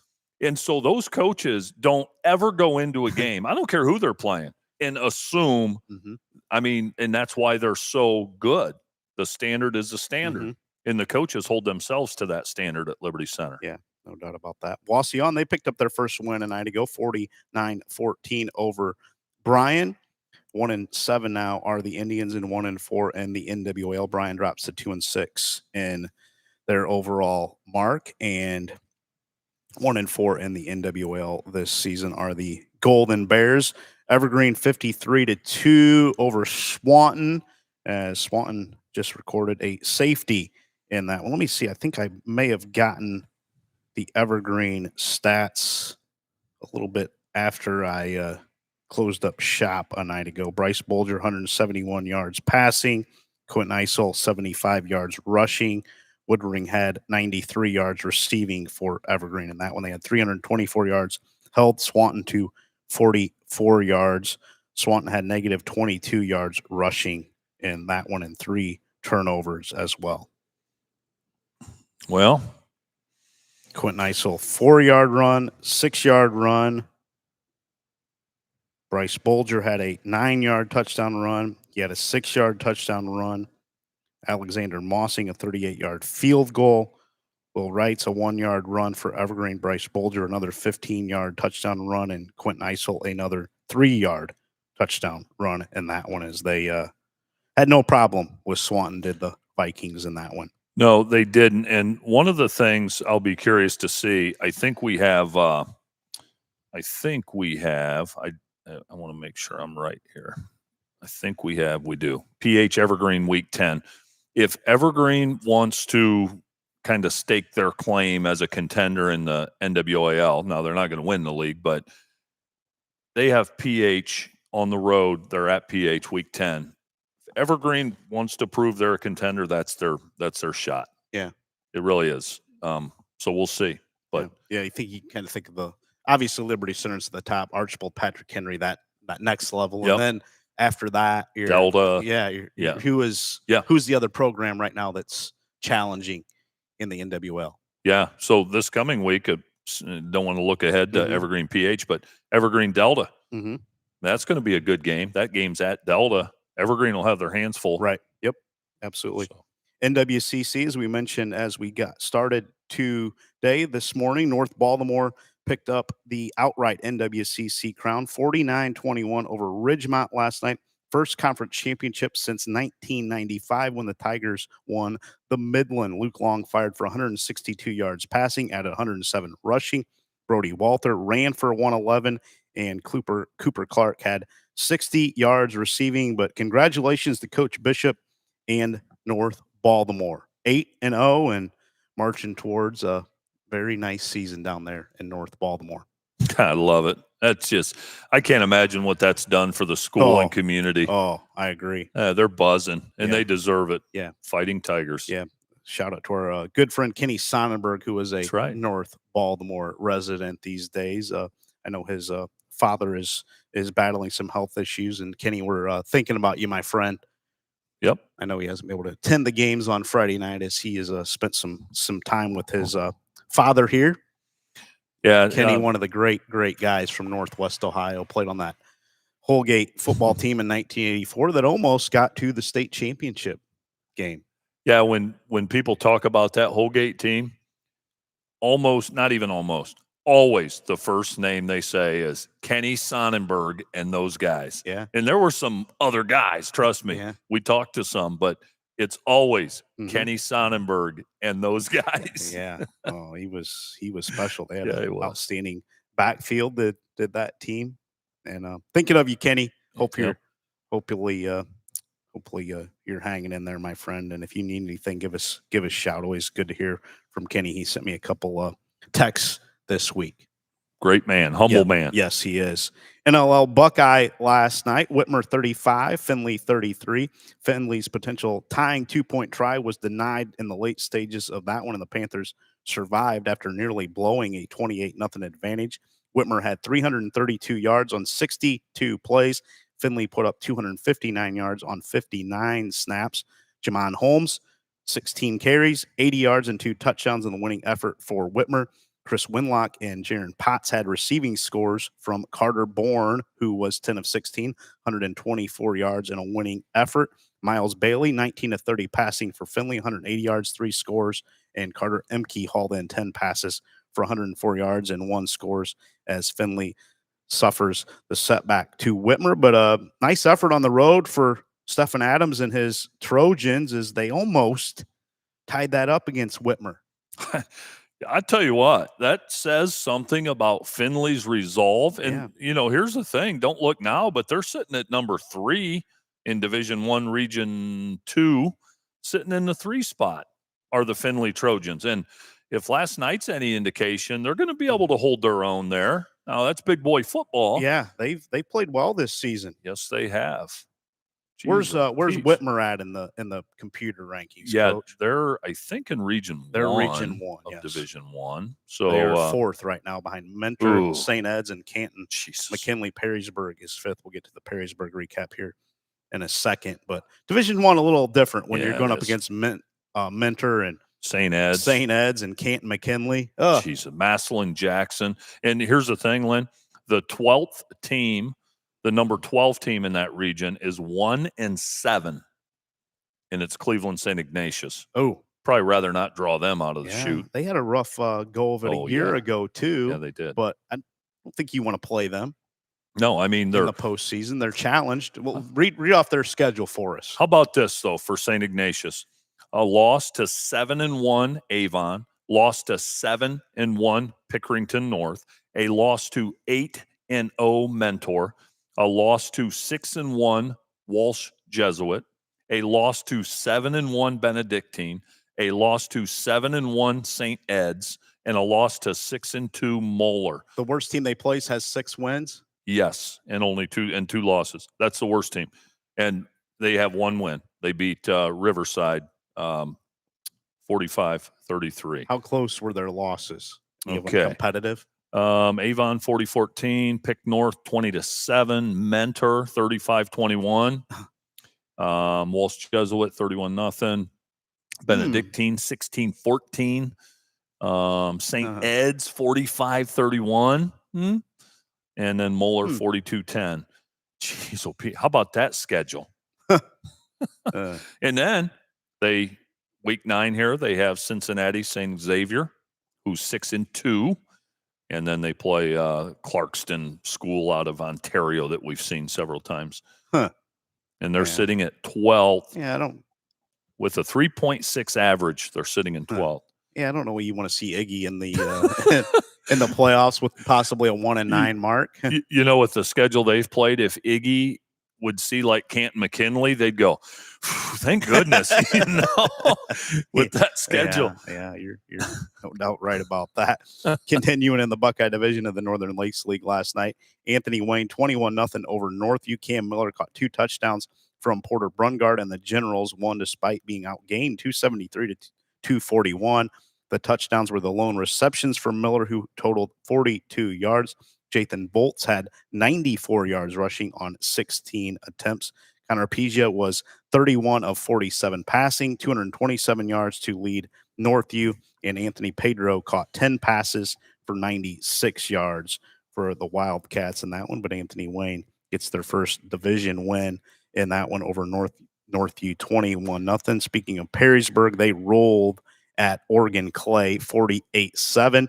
Perrysburg 475 yards with 283 coming on the ground. Brady Maxwell, the quarterback for the Jackets, 108 yards on 8 keepers, and Ethan DeVries had 88 yards receiving and 2 scores on 4 grabs.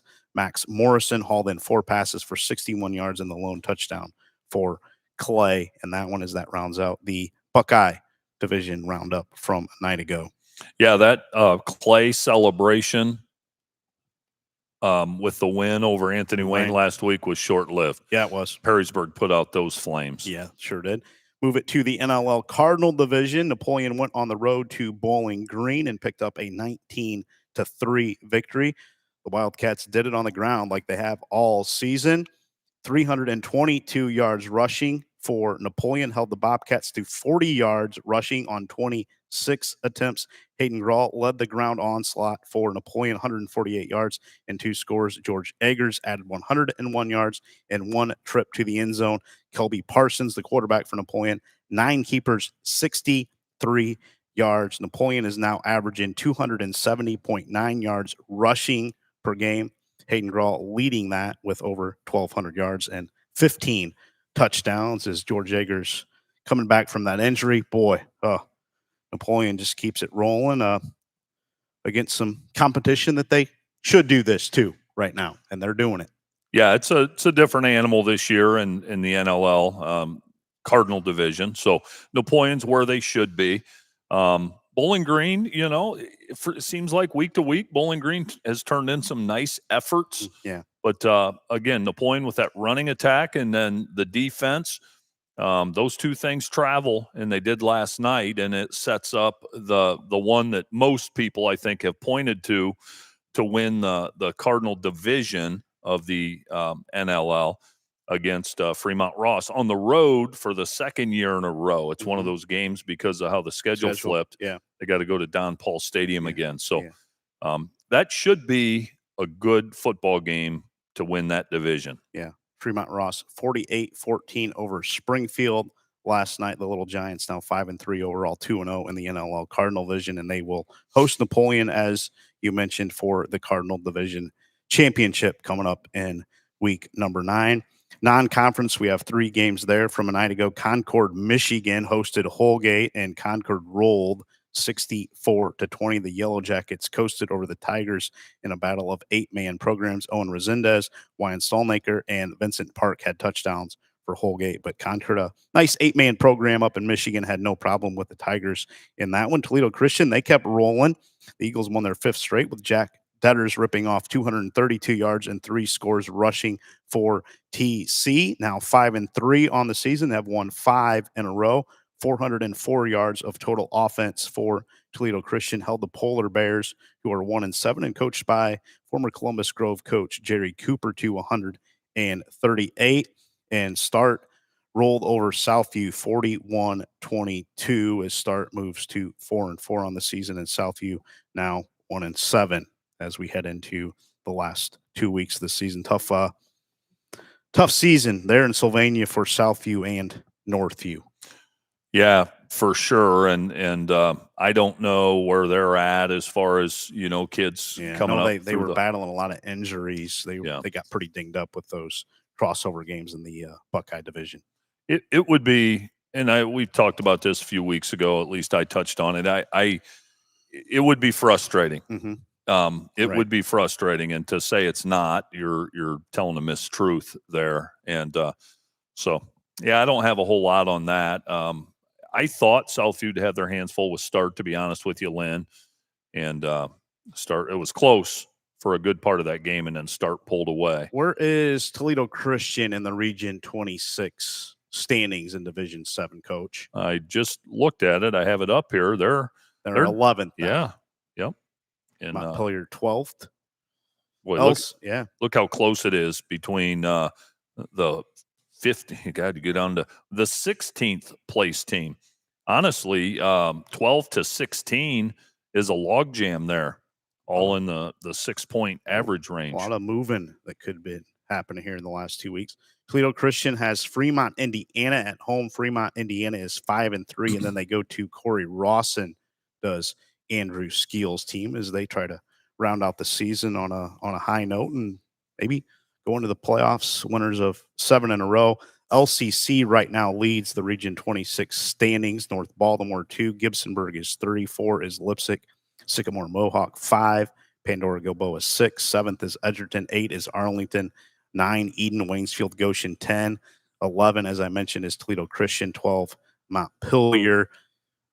LCC, how big of a favorite are they in that region, do you think? Huge favorite. Huge. It's funny you mentioned LCC, Lynn. I was talking to Scott Paulty. Yeah. Thursday night, the former head coach that had a great run at LCC. Yep. And we were talking. I said, "Boy, you didn't leave the cupboards empty there." And the reason I said that is because a lot of coaches, it's time to leave when the cupboard's bare. Scott Paulty did not do that. Mm-hmm. He left Coach Stolley a full cupboard, and not just this year. LCC is going to be really good again next year. Right. They've got a nice mix of experience and youth, and they've got a stranglehold on this region. You know who the T-Birds play coming up week 9, Coach Strock? I looked at it a minute ago. I cheated, but I just wanted. It's a pretty big one. It's a pretty big one, and so they're home. It'll be at Lima Stadium, right? Yep. Columbus Grove. So we got a video. You got it too. I don't think you'd seen it, but Crestview's final rush of the night, Braxton Leith. It was a 4th down and 1, and watching the Columbus Grove defense stuff up that 4th and 1 was a thing of beauty. The way those linebackers played downhill. If they can bottle some of that emotion from last night, I think the T-Birds have their hands full in that game. I truly think LCC will have their hands full. Like Columbus Grove's on a mission now. Find out what Columbus Grove's made of. Yeah. LCC coming up, and then Bluffton, week number 10. They've had Bluffton's number, and we saw the Columbus Grove 8th grade. Yeah. Had their way with the Pirates, too. They did, and I said some of these Bluffton fans are sitting in the stands at the junior high game going, my goodness, every time we play them.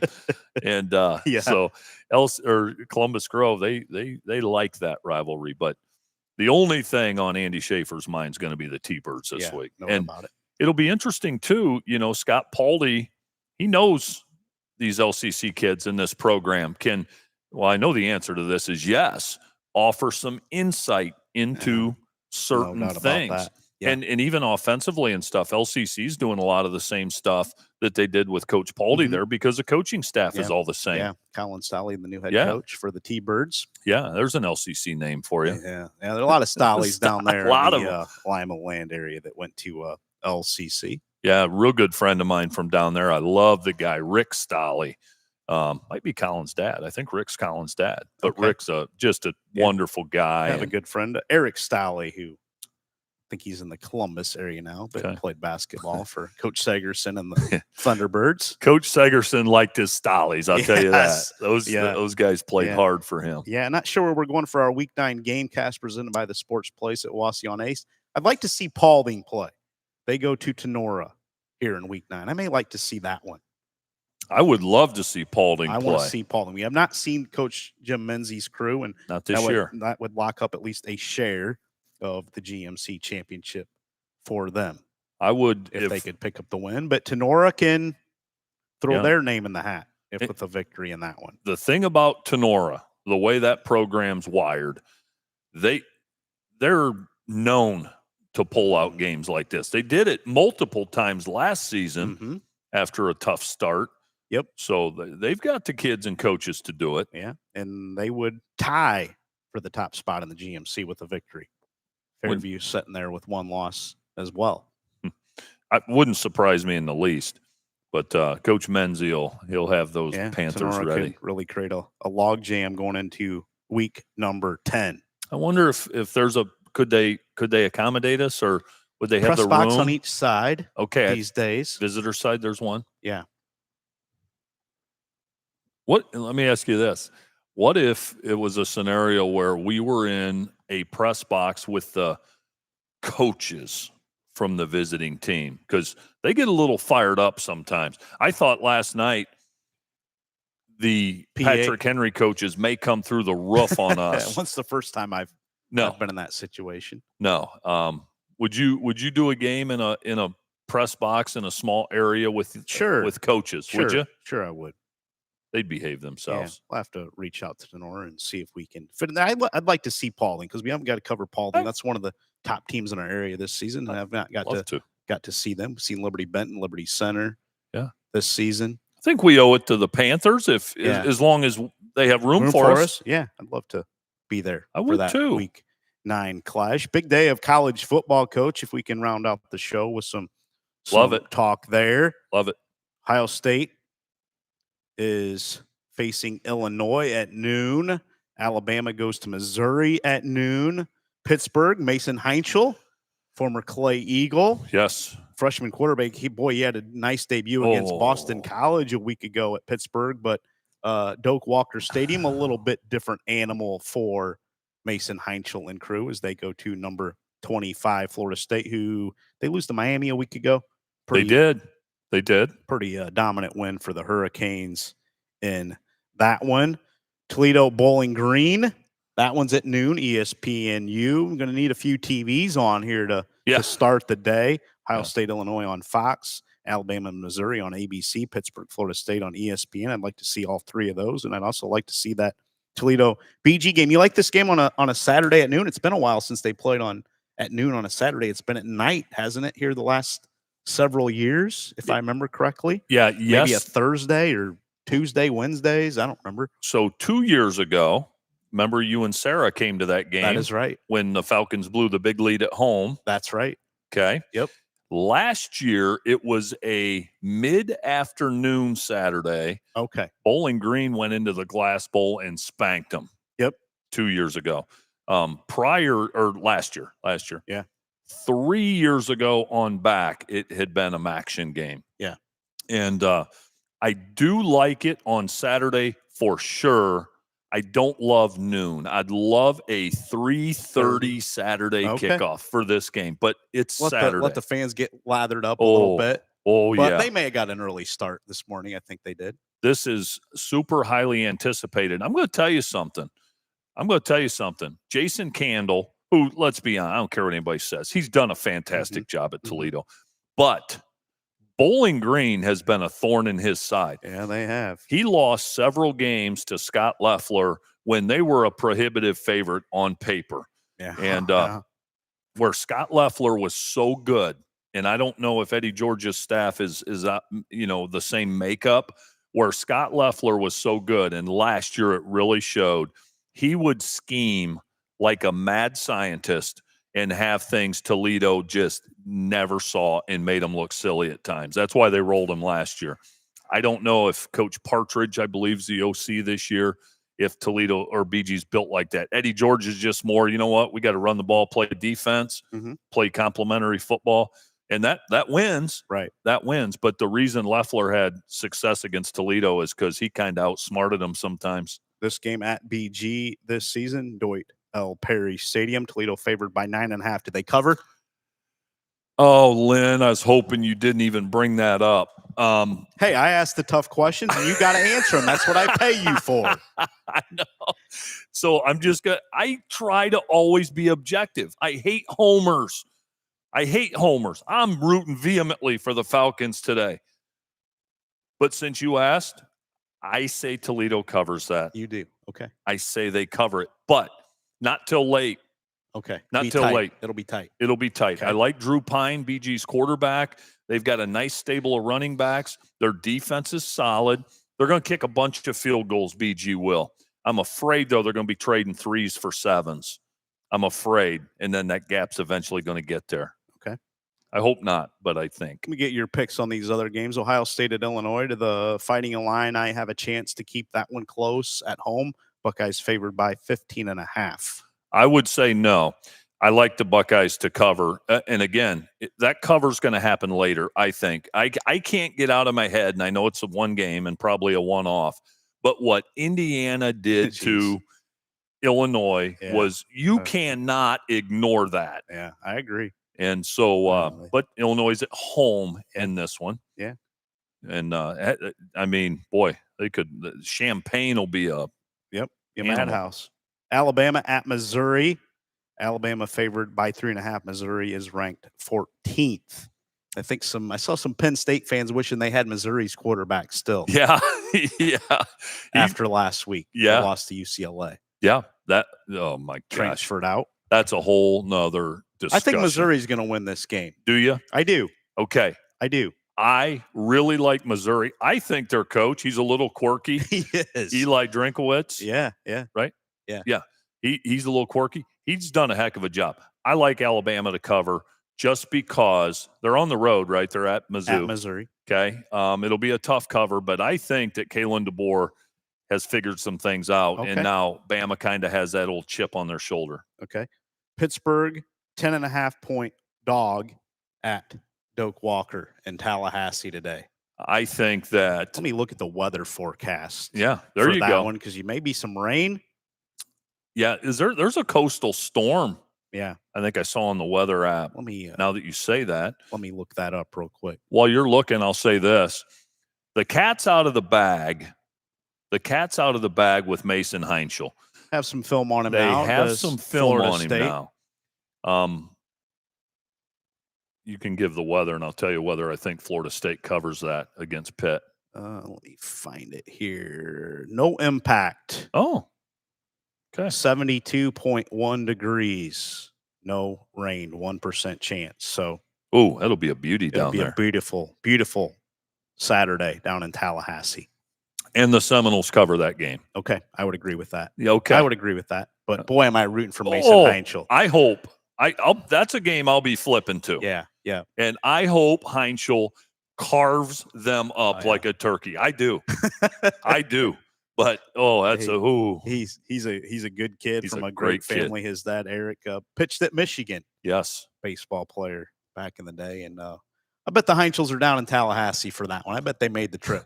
There is zero doubt. I saw a bunch of Mason's classmates made the trip to Pittsburgh last week to witness that game. Yeah, they did. Yeah. Troy Hazuda and those guys. Yeah, I don't know if Troy was there.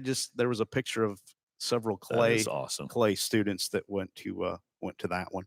That is awesome. I was at the Clay Napoleon basketball game last year or 2 years ago, and Heinschel, like in the first 2 minutes of the game, he had like 3 fouls, and he had to sit till like the start of the fourth quarter, and then goes back in and gets his fourth in like 10 seconds.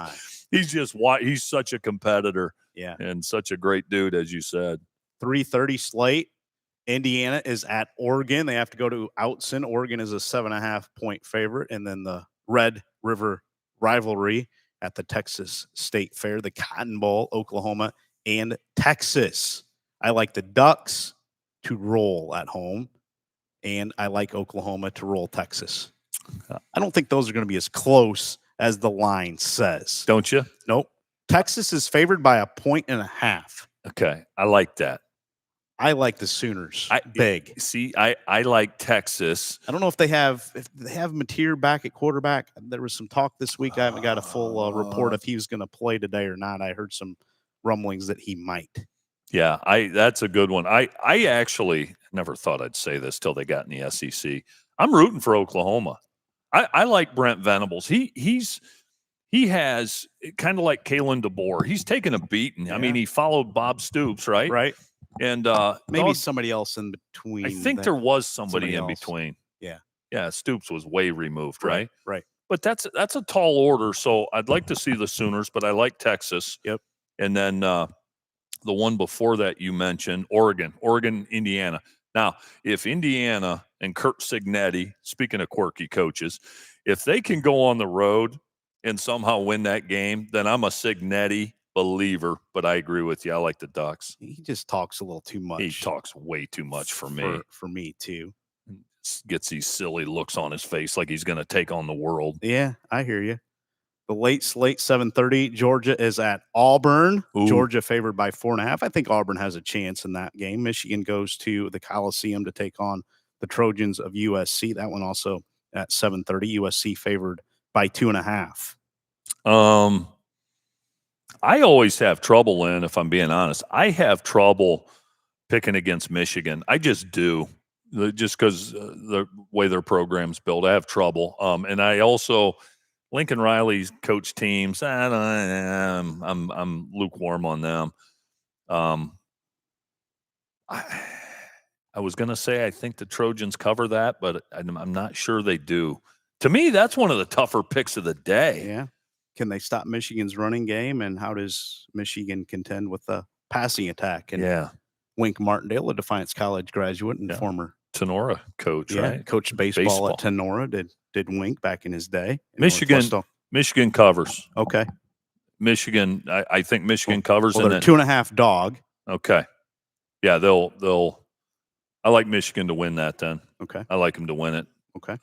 They ain't going to lose by one if they lose. I'll tell you that. Okay. And then you said Auburn is home with Georgia. Georgia is a 4.5-point favorite in that one.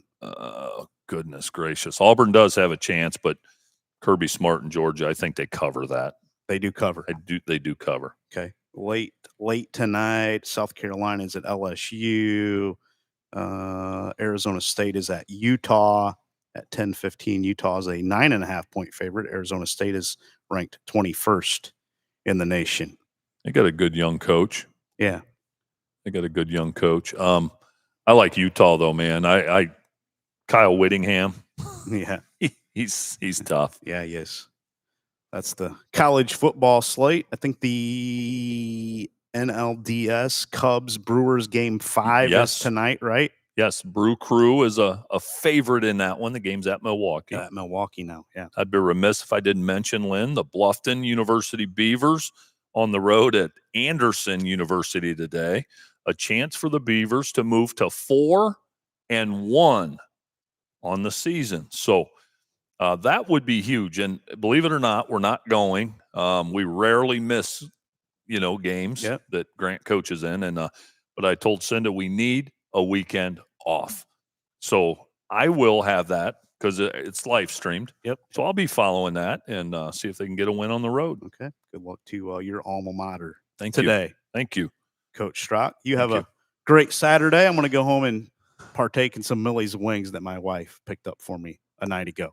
I'm envious, and my sister did offer me to pick. She offered to pick me up some wings. Tracy did, and and I guarantee she's listening to us, and she always gets mad at me. Sometimes I don't reply to her texts. She gets mad when she gets mad when I don't reply to her text, and she sent me the Millie's thing, And I was busy doing something, and I read it, and I go, oh, that's nice of her. And that's it. And I know she was thinking, why didn't he reply to me? And because I didn't. I just didn't. Tracy, if you're still listening, stay away from my pumpkin. I don't want you knocking that off and ruining all the work that Jules Schaefer put into that. Because I saw a picture of your sister posing with that. Yeah. What's that about? I don't know. She thinks she can just make herself at home in our studio. I've got an issue with that too. I do too. Scott, you got to rein her in. Where was Scott last night? Oh, probably sucking on his pooey. Tracy does whatever she wants to do. And he'll claim he was officiating. He's going to have to retire from officiating so he can keep a watch on Tracy because she's going to mess up my studio. I don't like it. I know. He needs one of those harnesses on her like they put on little kids, to be honest with you. But we'll get him straightened up. I'm going to have to talk to Glenn and Greg Badenhop to see if they can maybe get some security for our desk, because I don't like people up here monkeying around. We have a lot of precious stuff up here. I know. And people like your sister get up here and you don't know what's going to happen. No, and 2 weeks ago, she had the lead pipe. She thought she would be inclined to pick up the lead pipe. She touched the lead pipe, took a picture with it. And, there was food and drink sitting on here. I'm surprised I don't have barbecue sauce on my hand. But that's what that sticky stuff is. Yeah, I feel it. Well, I'm going to have a talk with the Badenhops. We need to get some tape this off. I agree. For these tailgates, because I'm getting a little worried what's going to happen up here. I agree. And speaking of tailgates, I was going to mention this when we talked about the LC Tigers. This is interesting. This wouldn't be in my wheelhouse, Lynn, okay? But there's going to be a lot of people that like this. It's called Wanna Maker Loaded. Wanna Maker Loaded. And I Googled it during one of our breaks, and that's Friday's food truck on October 17th. And it is basically loaded wraps that you can kind of make your own, ingredients and load them up. I'm not a wrap guy. You're not. You like tacos? I do, but with just meat and cheese. No tomatoes, lettuce? I've never had a taco with anything other than meat and cheese. That's weird. If somebody handed me one, I would wind up and throw it against the wall as hard as I could. Meat and cheese, period. Soft or crunchy, meat and cheese. You put anything else on it, I'll lose it.